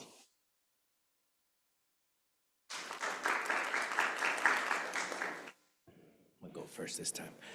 Hey, I just want to thank you for all your efforts that you're doing, and on top of this, the art walk, it's just real great, and I mentioned it earlier. I also want to thank you for bringing the No Other Land documentary. I was able to go and brought several of my friends there with me. And so in a moment when, literally that film has been censored by, major movie theaters, because it dares to speak about the genocide, and the atrocities happening against the people of Gaza. I just really cannot commend you enough for being courageous and being bold and standing in solidarity with that. And, regardless of what anybody thinks about, and perhaps there's nuance there that, we cannot even begin to discuss, but art and documentary and film and being able to share those stories cannot and should never be silenced. And so I was just beyond thrilled and proud that the local movie theater in my city where I live was showing this movie. So thank you and your team for that. That means a tremendous deal to hear. Thank you. Thank you so much. It was with intent that we showed it, and censorship is a 4-letter word to me. So thank you. Thank you very much. Thank you. Thank you for your legacy, for the respect and the commitment that you have shown to work with our community. I've had the privilege and blessing of seeing you through the time, and the way that you engage with our community with utmost respect and inclusivity is something that I shall always be thankful for. So thank you for continuing the work and demonstrating that there's a space and place for every one of us in your place and in the world. So thank you. Thank you. It's going to make me cry up here, sorry. You're welcome, thank you. Wow.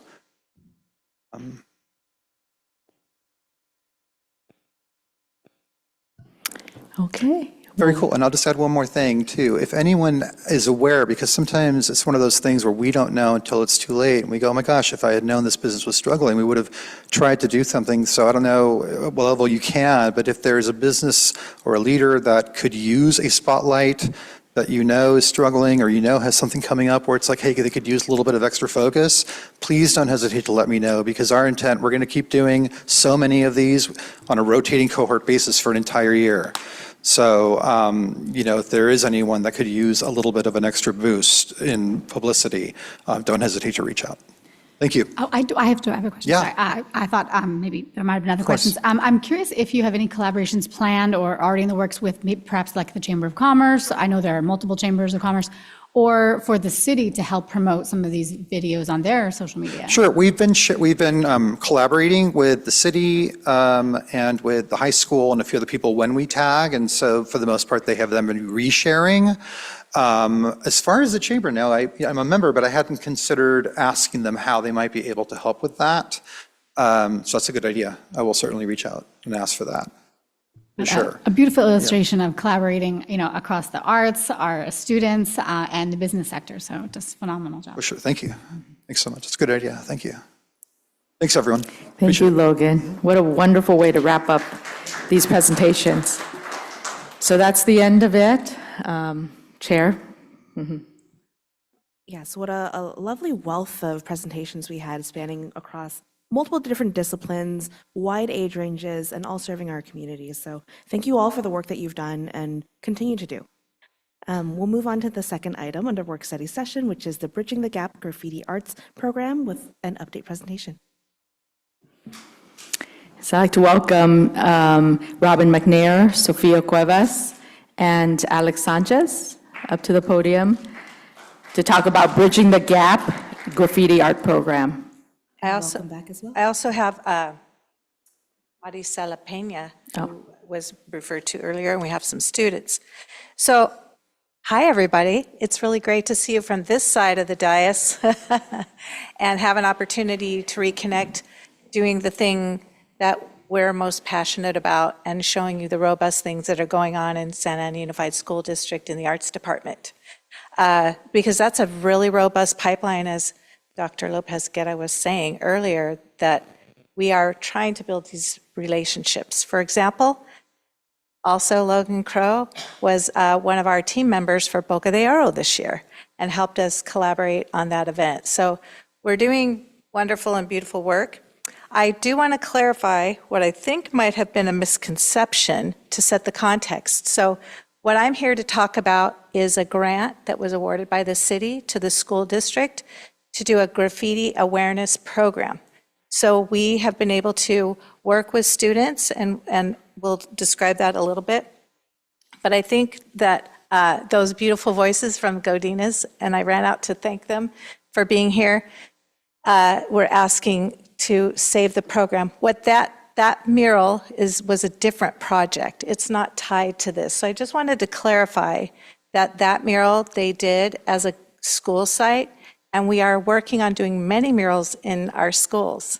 So that's an exciting development too, as part of the whole cultural landscape of the city. And I appreciate our partnership with the city. And this has been a journey to get this launched, because it's a lot of logistics that you're going to see. And it's been a beautiful thing that we brought in Alex, who is our team member by de facto. And as, of course, you've seen Sophia, and she's going to talk to you next to walk you through what we have been doing and the steps, kind of the container that we built. Alex is going to speak to the heart and the experience with the kids. Ms. Pena has some comments to make, and then I believe we have several students that want to say something. So go ahead, Sophie. Hi, I'm not seeing the slides up, but from then to now has been such a journey. Oh my God. So then, not only did we have to find a muralist from the city, but we had to ensure that all safety protocols and procedures were approved through our risk management, and that first and foremost, our students were safe with whoever they were working with. Second, we wanted to ensure that the person that we chose connected with the students and resonated with the students, and that was Alex Sanchez. That was a whole process. And then we had to get busing. That was a whole process. And then we had to get approval and field trips, and our students signed on, and that was a process. And the beauty of it all was that when we chose Lauren Grissett and Chavez, we found that another challenge was they were on a 40-day plan, meaning that our students often would leave after about 45 days. The beauty of it, which Alex and students, their voices, will say, they wanted to stick around. They wanted to keep learning. So from then to now, we overcame a lot of paperwork and some hurdles, but we were able to now get to our students into field trips. We got them on the bus. They collaborated with Lauren Grissett and Chavez together, and they were able to not only do tours in downtown to see other muralists, other types of art, other types of forms, community business owners, what businesses wanted, what the voice was and the vibe was. And then they met several other artists that did also different types of murals, and even played around with Meta AI to see how people are starting to project and use technology. And then they started drafting up their mural themselves and pitching to each other in our district offices. With that said, I'm going to actually turn it over to the man of the hour, who's made incredible connections with the students and has really moved this project forward to be what it really is, which is the heart of our community, which is our youth.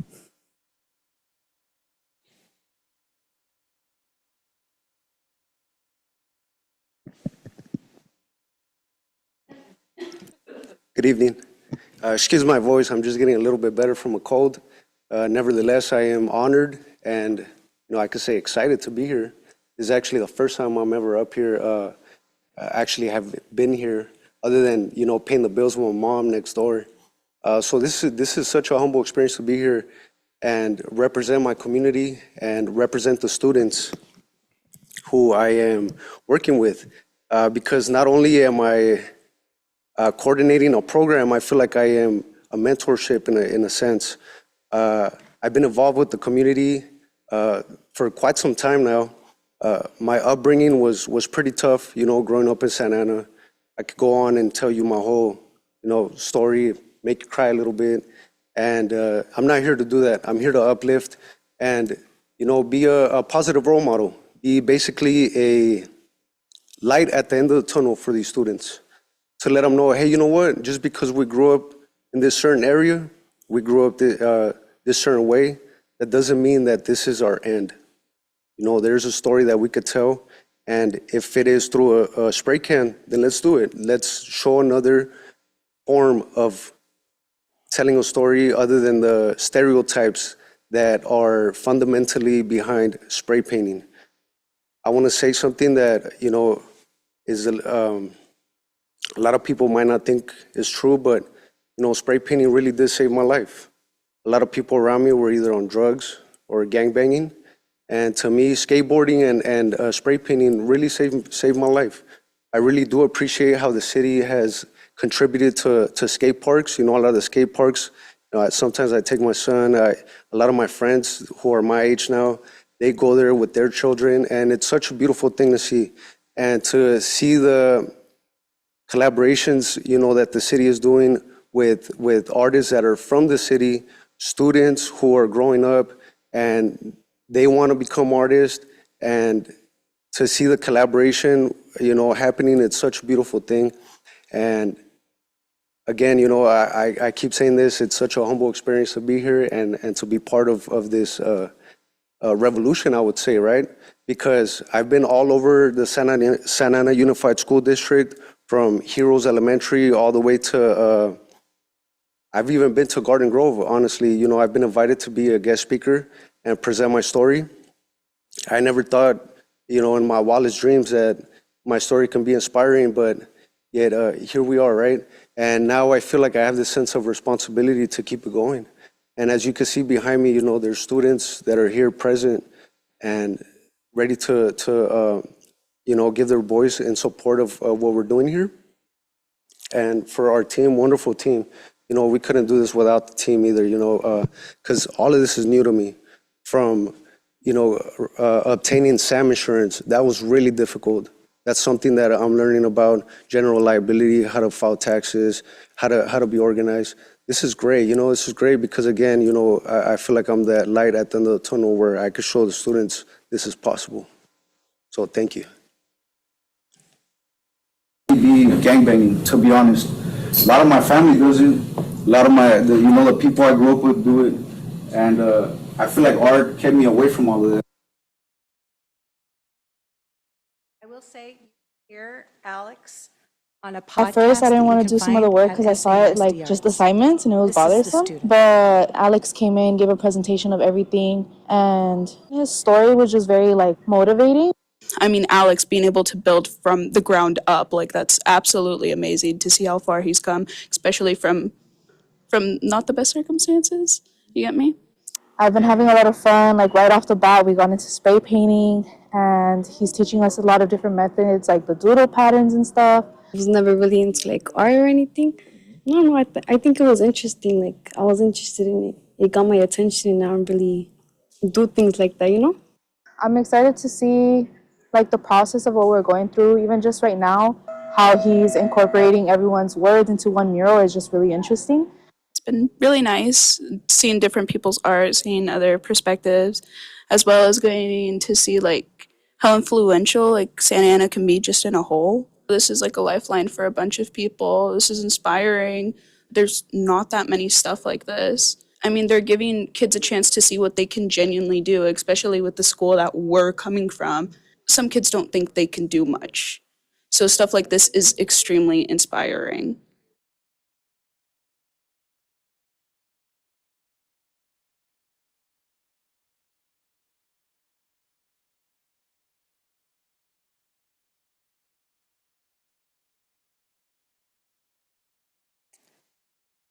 Hi, everyone. It is also my first time here, same as Alex. My name is Marisela Peña, a product of SAUSD Schools.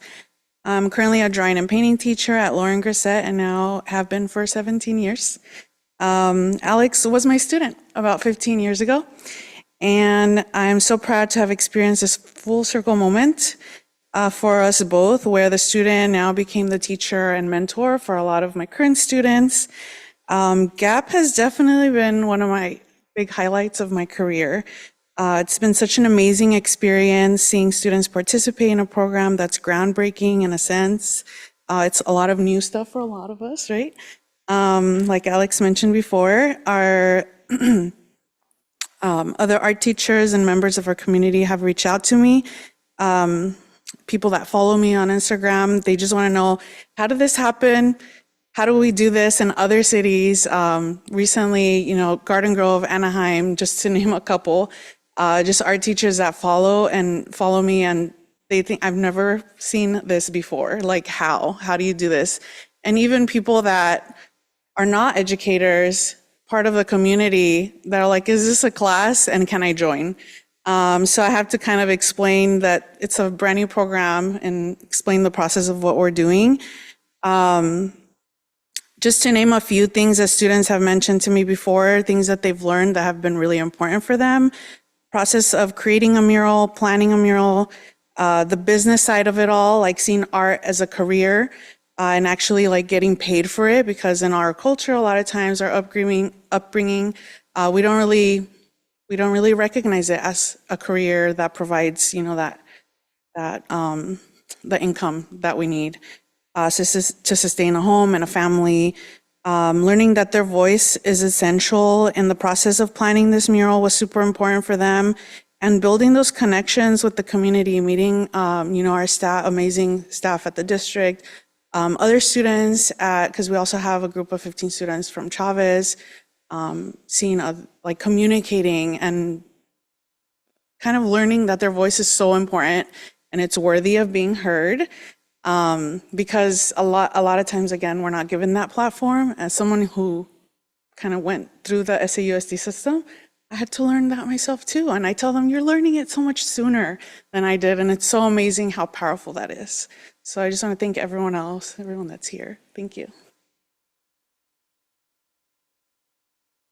So up next is one of my current students, Joel. He's part of the program.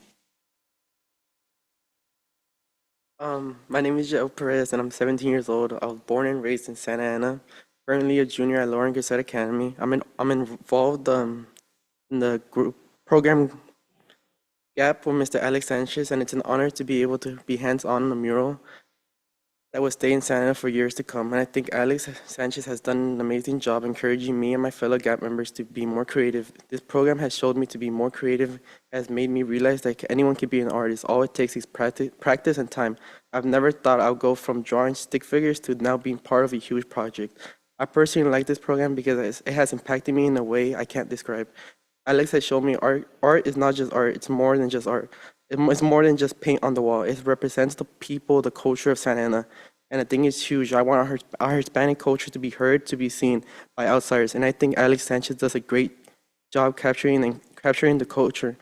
And I think I can connect with him on a deeper level, especially since he grew up in the community and has witnessed things that only happen in Santa Ana. It's inspiring to see someone come from nothing to now and are being a part of our community and helping us know, you know what, you're not alone. And I feel grateful to be part of the GAP program. Thank you for your time.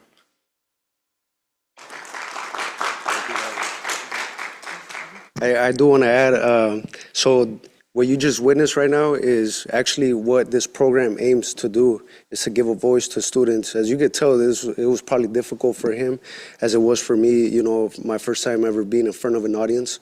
It could be a little bit intimidating, but that's what I want to show these students, is that they have a voice, and it's okay to be heard. And next up, we do have Giselle. She is from Chavez, and she's here to give her voice. Hello everyone, my name's Giselle. I'm from Chavez. I was also born and raised here, and I'm currently in my senior year.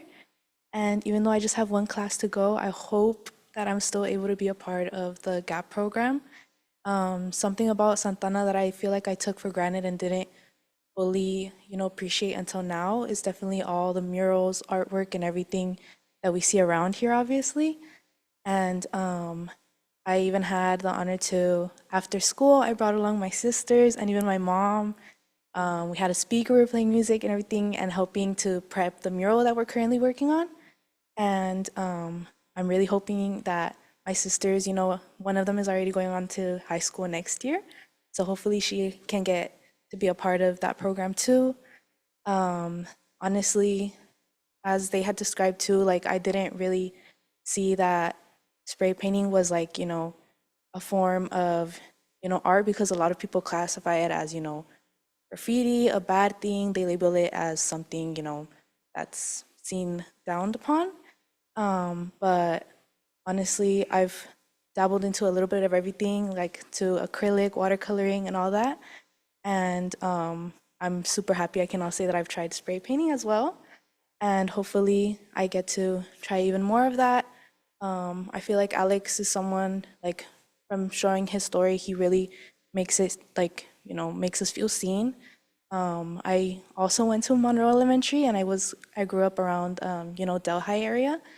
And even there at Monroe, there's even murals and stuff. And I always, wanted to one day be a part of doing something like that. And I'm really, really grateful I can now do that. And Alex, has honestly really, really made it feel like, my ideas were seen when we were doing the mock-up. He even explained to us, if we want to see this as a career too, we can. He explained that to us as well. And I'm just really grateful about this program. And I'm really grateful to have known Alex. And I hope my sisters can also be a part of that program too. So thank you all for listening to us today.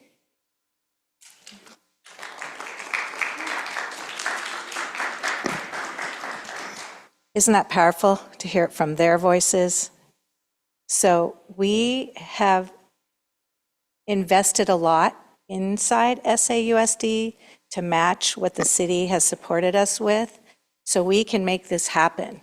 Because there's so many logistics, kind of like what Modesta was talking about, all the behind the scenes things that you don't see.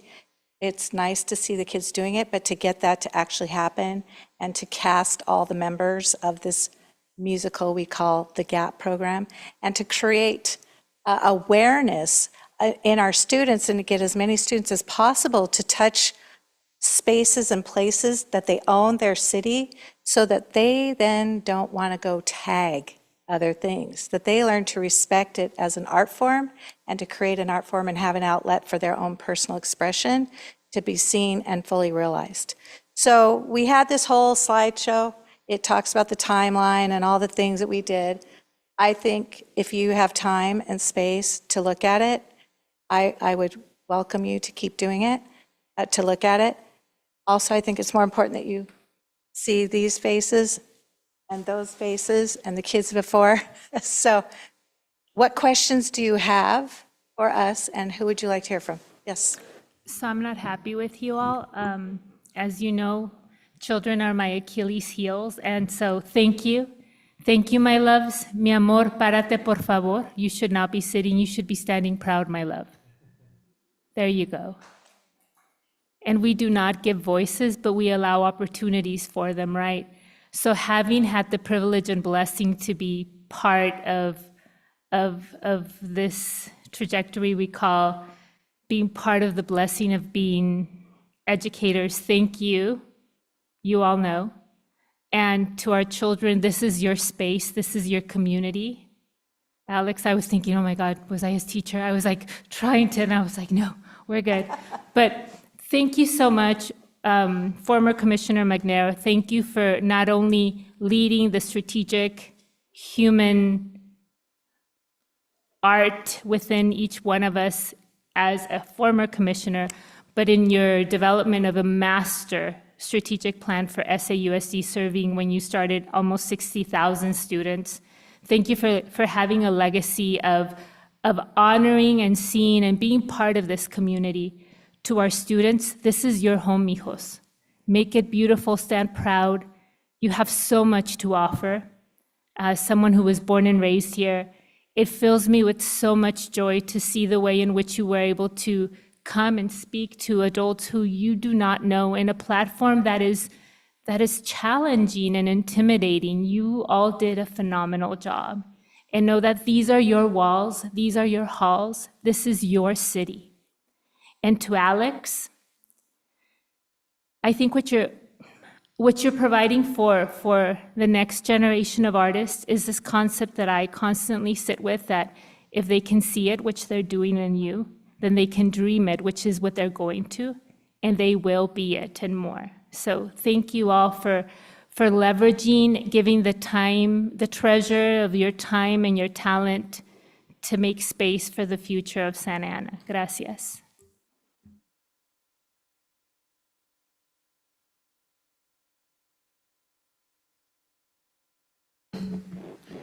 I think this is important. I come from a similar background with Alex with, this is going to snowball either one of two ways. If we don't give these programs out, these type of mentorships, well, they're going to get mentorship and influence elsewhere. So these programs need to be implemented. I am actually part of a program like this. Well, it's not a program, but it's something that I do.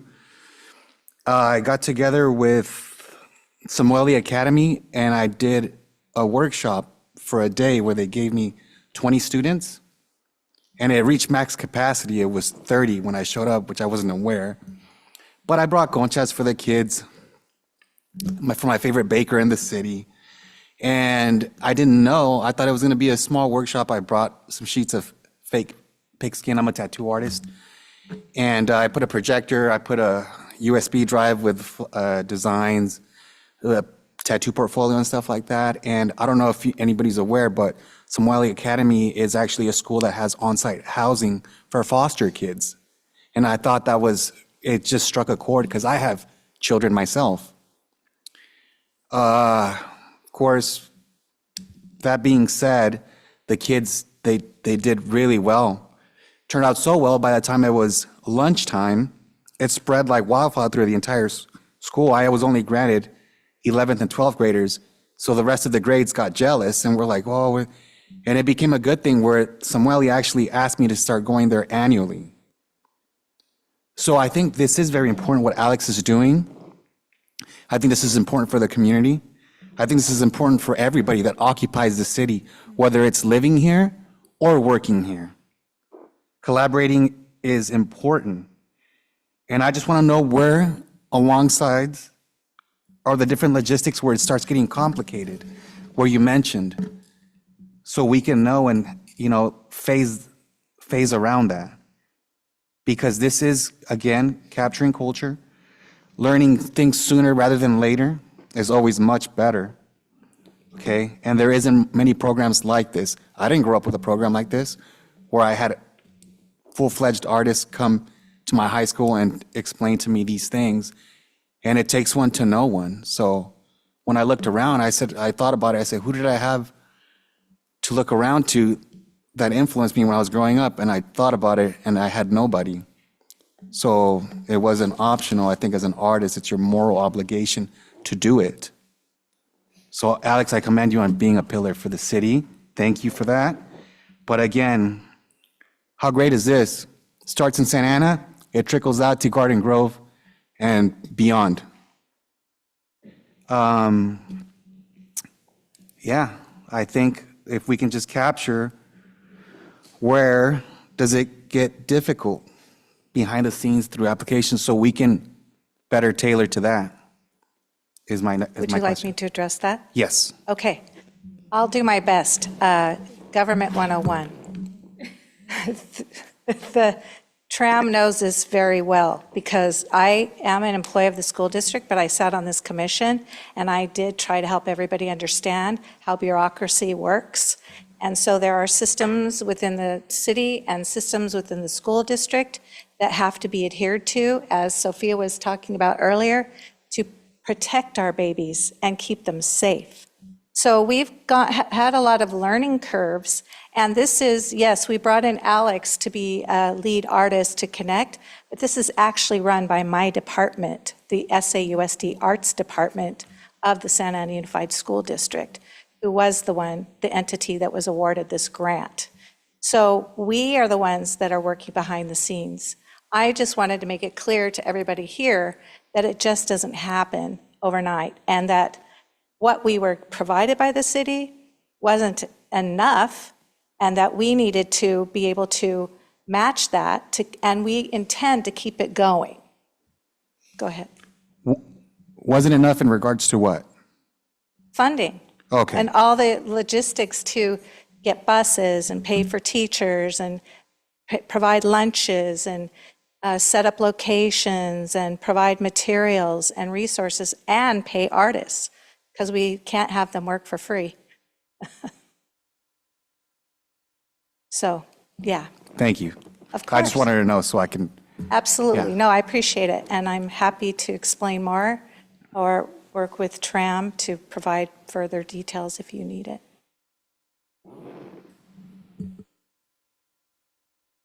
A big amateur artist.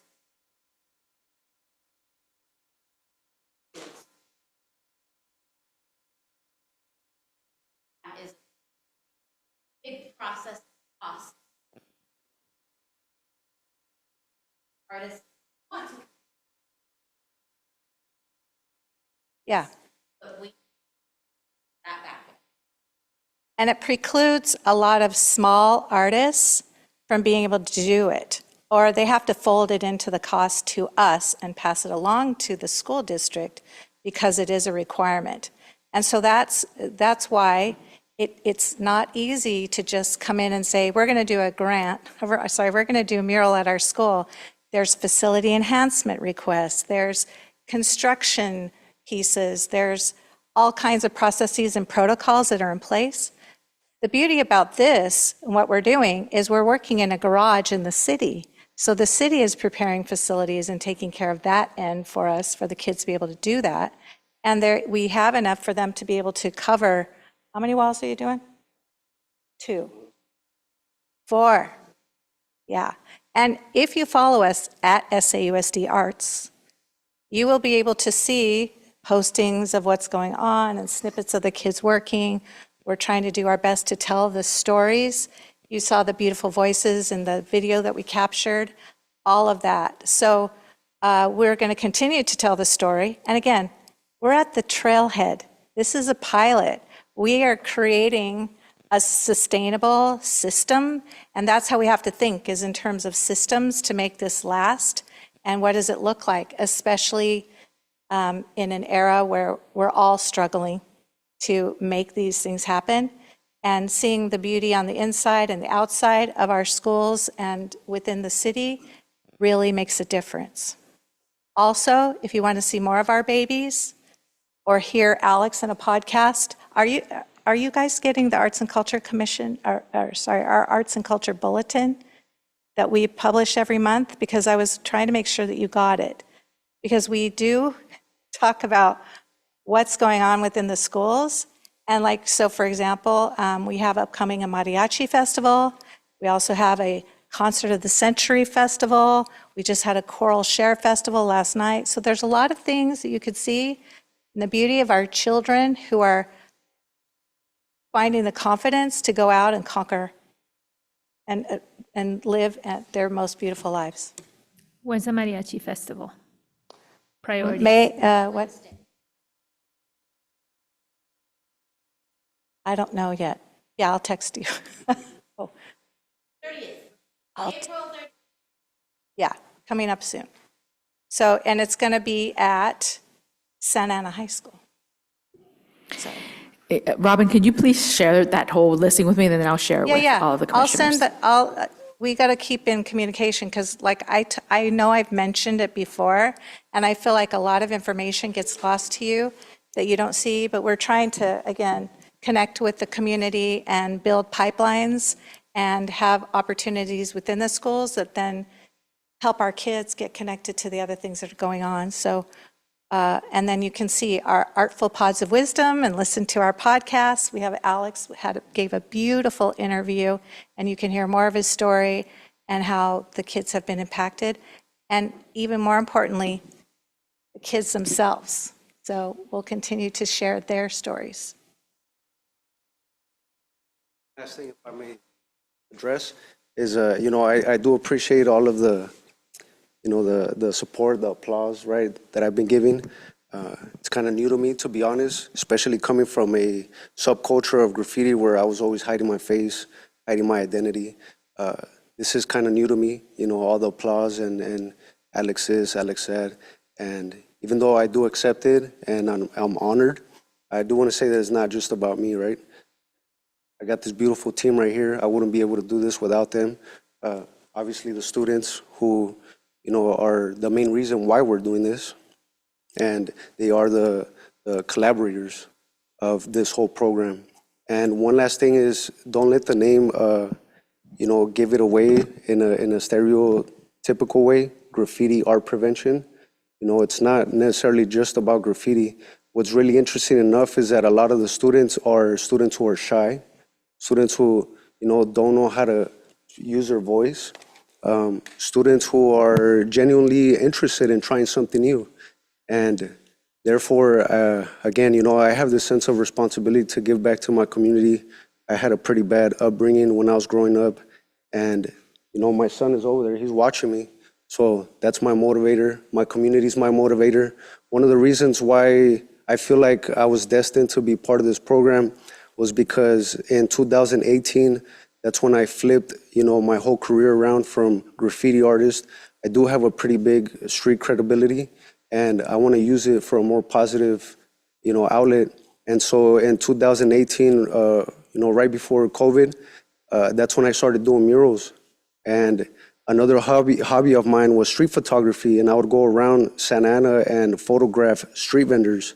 So I met a lot of street vendors, and some of my first murals in Santa Ana were donated and sponsored by my own hard work and my community.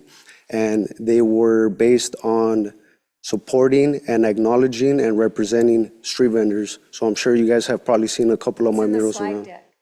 There's a few murals, and again, I had no intentions of any of this happening, giving so much credibility to Alex this, Alex that. I just did it from the kind heart and the passion that I have for art, and I want to spread this feeling, to my community and the students of Santa Ana Unified School District. So again, thank you. I have two comments. Just one, I had the great pleasure of being able to come out and see some of the students, talk to some of the students and see the work. And I just want to point out for folks who might not have had that opportunity, but I really loved how you were highlighting local artists too, and really showing the importance of realizing the richness that we have in our community, and just making those connections between the students who might not recognize that so many artists are here and that they can, be in collaboration with. And I know we have a lot of talk about that, and so I just want to. Yeah, that's the intent of this program. Yeah. Have a look. And then I also just want to say, in a business community, if you can get someone to recommend your program, that's sort of, kind of top notch, right? And so to hear another student say, I'm bringing my family out because I value the program so much. I mean, it's great to hear the voices too, but I think that also just really stands out, that you really, you want it to be within your own family, that it's that valuable to you. So just thank you again for all of this work and creative connecting of different resources. Just one more comment. I was thinking that it might not be me, it might not be my fellow Pamies, but the creativity and talent that was left behind, I think it's cherishable because I can pass it on to my kids, and they might be the ones that become an artist like Alex, or just having them share that artistic talent with other companions. Maybe they might be inspired to try art, do art, and a whole new field that they never would have thought of doing. Yeah. Yeah, I love this so much.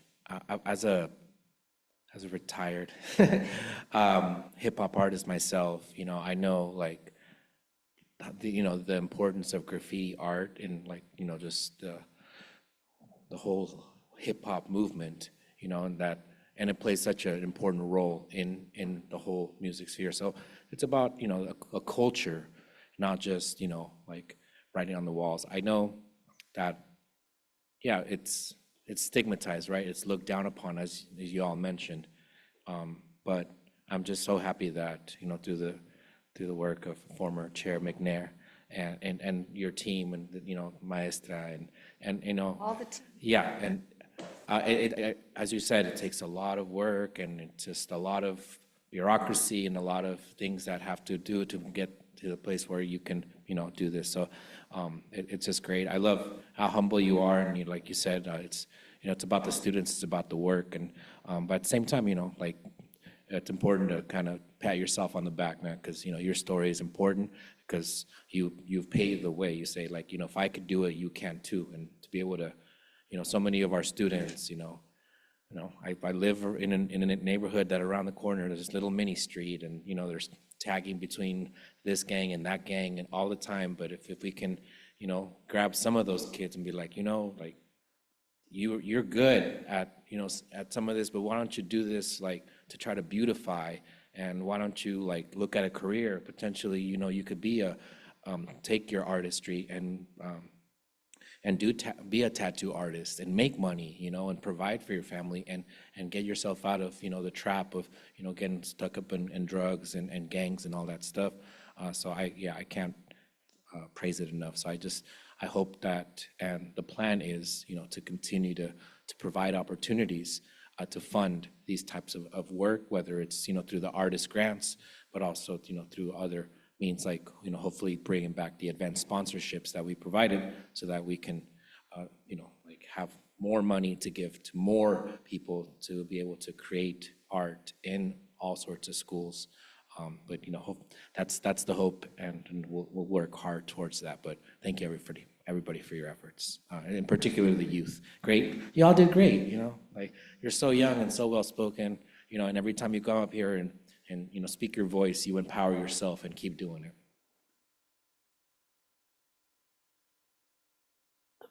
My colleagues on this commission said so many beautiful words. I'm not sure there's words left in the English vocabulary to really express more gratitude for the really impactful work that you all are doing, and really like setting the stage for this program only to grow and impact more students, more generations every year. Thank you for all the work that you're doing. Like I went to high school during a time where it was the Great Recession of '08, so all of the arts programs were defunded at that time, and it was left up to my peers to find art ourselves, and so we had to self-teach our way through it. And I so love seeing how structured, how supported the arts is here in Santa Ana, and it makes all the difference. Right? The schools look vibrant. It's not gray concrete, gray cement everywhere. It doesn't look like a prison. It doesn't feel like a prison, And the more that like our young people feel like they really belong in the places where they are and not feel trapped in the places that they are, the more they really get to claim that this city, this whole place really is theirs. So thank you so much for all the work that you do, and I cannot wait to see more come out of this.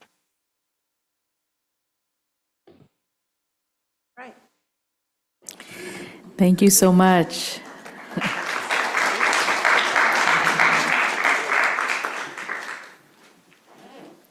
What a wealth of presentations and emotions today. We're finally at the staff member comments, so does staff have any comments they wish to share with the commission? No. In the interest of time, no. All right, does the commission have any comments they wish to share?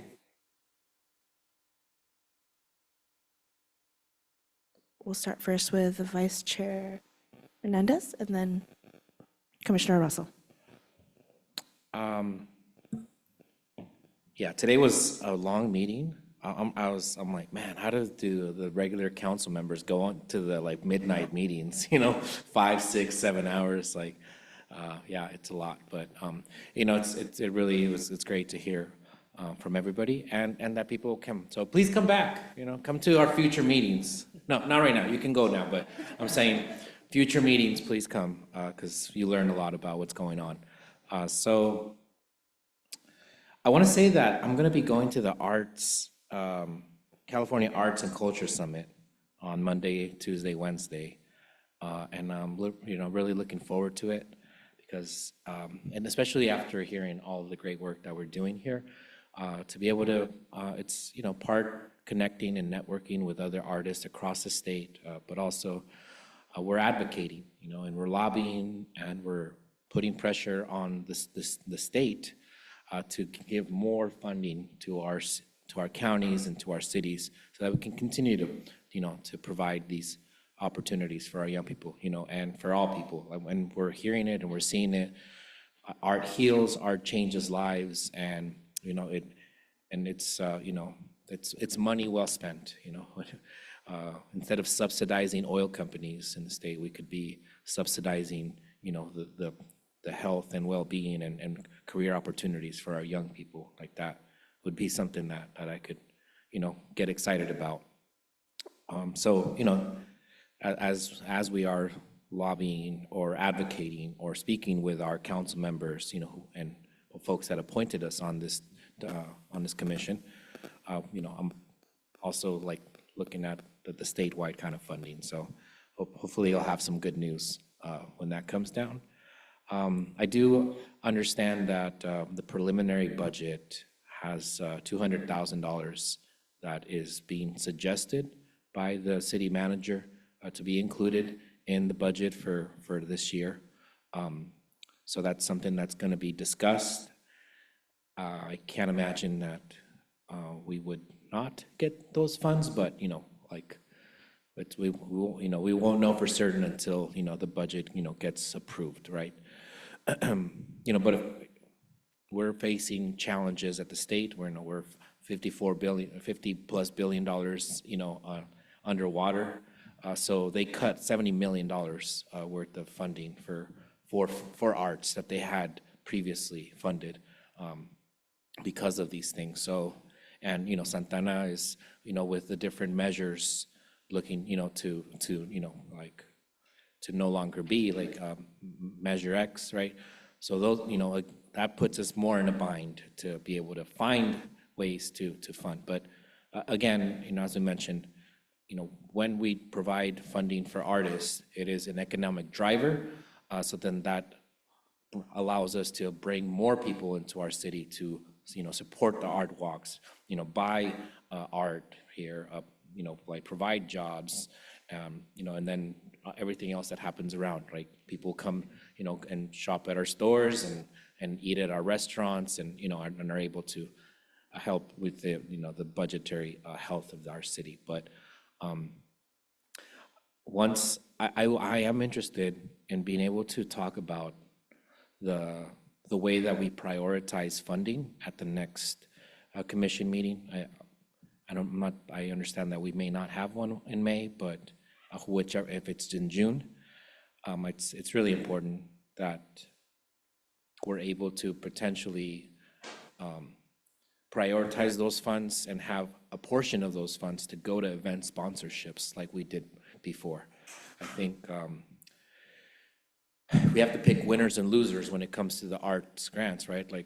Everybody that got chosen was great, but there was a lot of people that weren't chosen that were also great that we could and should be able to invest in, and especially if investing in our local artists, right? There was a lot of controversy that came out recently from the Saguayo mural and the vote, and I've talked to a lot of people that I care about, that I care deeply about, and that I've been following this issue for a lot longer. Just, of course, art is in the eye of the beholder, where there's going to be, I see paintings going for hundreds of thousands of dollars, and it's literally a blank canvas. And they call it art. That's not art to me, but if people are saying that that's art and they're paying hundreds of thousands of dollars for it, then, that's their art. That's not my art.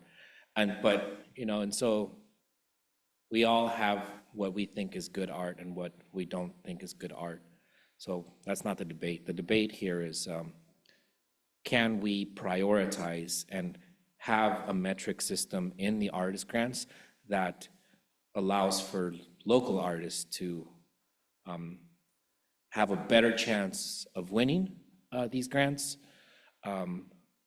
so that, yeah, they might not have the experience or, the best writing skills to provide, to do a grant application, but that shouldn't disqualify them from being able to potentially get these artist grants. So to be clear with the Sahuayo vote, I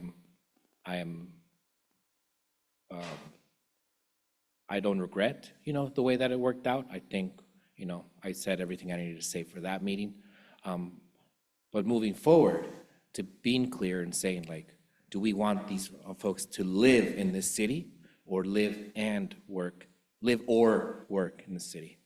If it was live or work, then if folks have done multiple pieces of art in our city, they work in the city. They don't have to like have a studio to work in the city. And that's why I want to make sure that we have a portion of those funds, perhaps 50,000, and we like perhaps that can be a discussion. But I would, urge our chair and this commission and our staff to be able to put this item on the agenda so that we can discuss what that looks like, because I would like to have at least $50,000 to go to event sponsorships, because unlike artist grants, you have to write an application, you have to show receipts. It's a whole process, right, that we know. The event sponsorships was just funds to just give to the community to be able to do their events.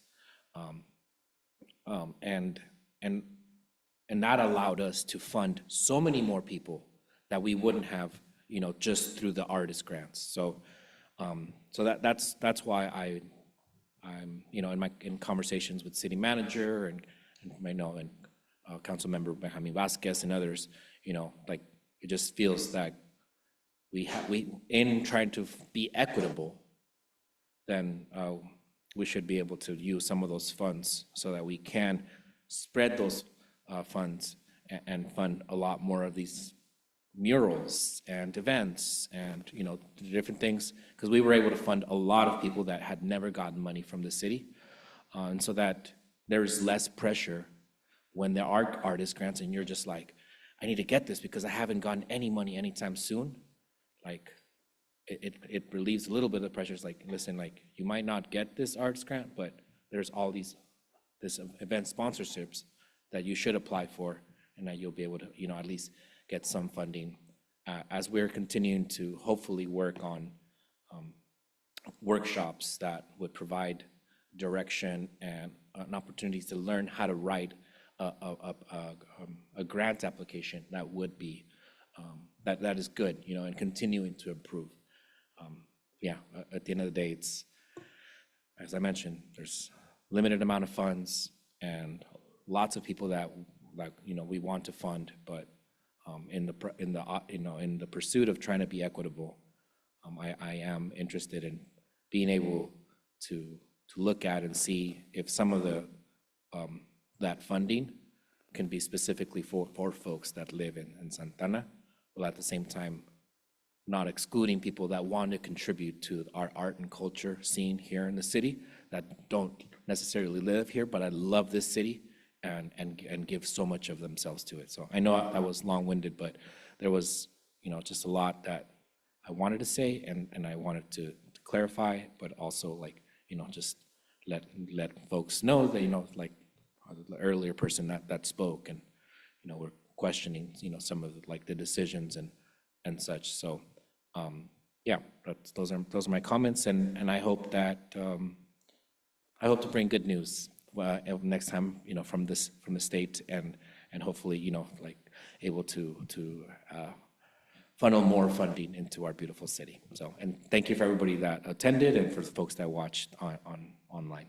Thank you. Thank you for your comments, Vice Chair Hernandez. Commissioner Russell? Yes.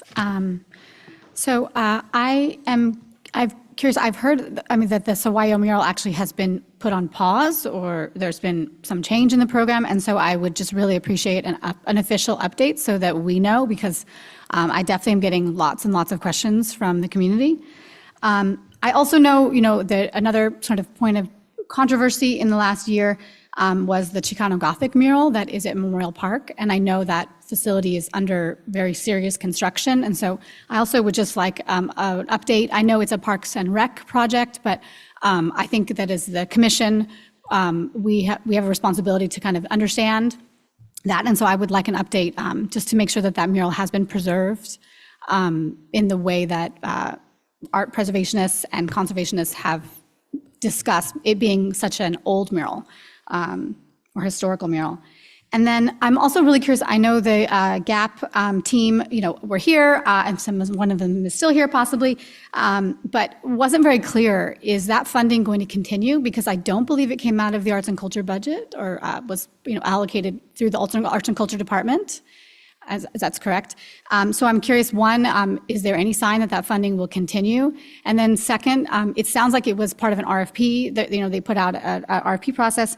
And so does that mean that it would be open to another artist group or organization, not Santa Ana USD? And what are the implications of a program? And I mean, the team talked about how they're building a sustainable infrastructure to continue the program, but I'd like an update or some information on that. Also, I just wanted to talk about all the great things, and I would just like to highlight some of the great things in Santa Ana that are happening. I want to also highlight Art Walk, which happens every first Saturday. It will be May 3rd this month, and just to really commend them for their social media work, because they are just really expanding the reach of what the arts in Santa Ana looks like to communities that I don't think have ever, it's growing and growing, and I don't know the numbers. I wish you'll have to share those numbers with us, Logan, but every time I talk to you, it's bigger and bigger. But it's not the only thing happening on the promenade. Last weekend, the night market is a regular thing, and it's very lively with tons of vendors and people from all over Orange County and beyond. And then, of course, the Den is holding it strong with their Friday night open mics every Friday now. Cool Lab, which is at the 4th Street Market, is now, I think, reinstated to now every Thursday. It kind of went on hiatus for a little bit, but that's such a treasure to have in our community, and I hope folks make it out there every once in a while, because it's the most amazing community building I've ever seen happen in a regular arts event.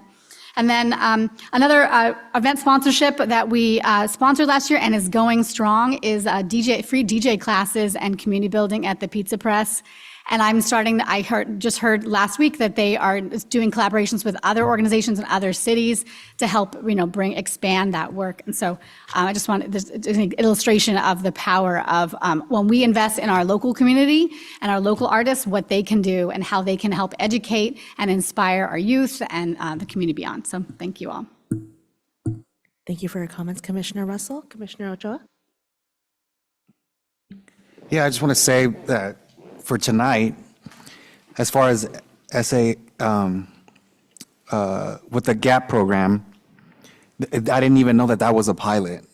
So if that's a pilot, and she was asking as far as like establishing a long-lasting system, I don't see why not.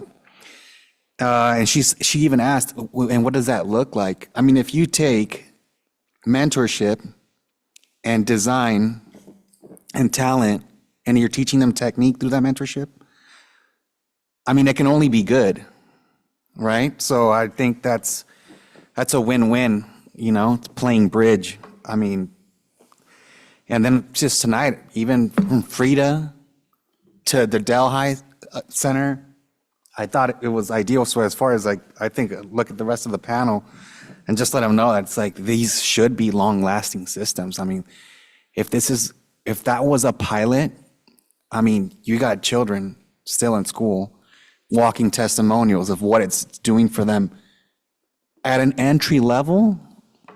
I mean, there's no holds barred. I think this can only be good. So, yeah. Thanks again for everybody for coming out. It was a great meeting. I'll keep it short. Thank you. You all know that I normally am not the speaker, but for me, one of the things that was very evident today was arts providing equity, transparency, and access to so many of our community members to be seen, felt, respected, and honored. And so it's been a joy for me to be part of this commission, but today I think I stand a little bit prouder and taller and in humble gratitude to everyone who gives so much of themselves to make sure that our city shines in the light that it should, and not through this deficit perspective, but more so through the asset that it truly is. So thank you all so much, and I look forward to continuing this and understanding the fiscal limitations that our commission has in the funding structure, leveraging, we were talking about intersectionalities with industry, but also other organizations, because if we're looking at the tapestry of the community, then it takes the village. And I think part of what we need to do is identify who those village members are and really have us all collectively invest in the most precious asset, if you will, which is our youth. So thank you. Thank you, everyone. I'll try to keep my comments short. First of all, most important thing, at our next meeting, we are going to be actually discussing our priorities for the budget. So please do some research, talk to your people. Next meeting, we'll come back and we'll discuss what it is that we want to place as our priorities, even ahead of when the budget actually arrives to us, so that when it does arrive, we have a game plan, we're prepared on how we want to distribute it. So assignment, first of all, for us. But on much lighter news, one of the things I really love seeing tonight was like the spontaneous collaboration that happened in the audience all of a sudden, with people connecting, saying, "I'll reach out to you." Like this echoed another spontaneous collaboration at one of our previous meetings where, was it Alex Moscaro from the Mariachi, along with Ballet Folklorico, just spontaneously, let's just have a performance right now. It was amazing. And I think that's really like the heart of our commission. This idea that art brings people together. And to repeat what John, the young person who recently graduated from Godinez, said earlier, that art has this responsibility to do good. And for us, doing good means building those connections, uplifting one another, uplifting all parts of our community, and working together to really create this culture that breaks away from the fear, the uncertainty, and all of these things that are not just our city, not just our state, our nation, the whole world is feeling right now. And what we need right now is connections with each other, stronger connections than ever before. So I love the lineages and the legacies that are getting built in front of our eyes, and I cannot wait to see what they will become later on. And to the young people who are here, I so loved seeing them, and I so encourage them to come back and encourage them to continue the civic participation. I know Commissioner Lopez Guerra said it, this is their city. It absolutely is. And the more that they understand that it really is, that their voice has no need to shy away or be hidden, the better. So with that, I thank everyone for all their time tonight. This meeting is officially adjourned. The next regular meeting is scheduled for Thursday, May 15th, 2025 at 5:30 p.m. Good night, everyone.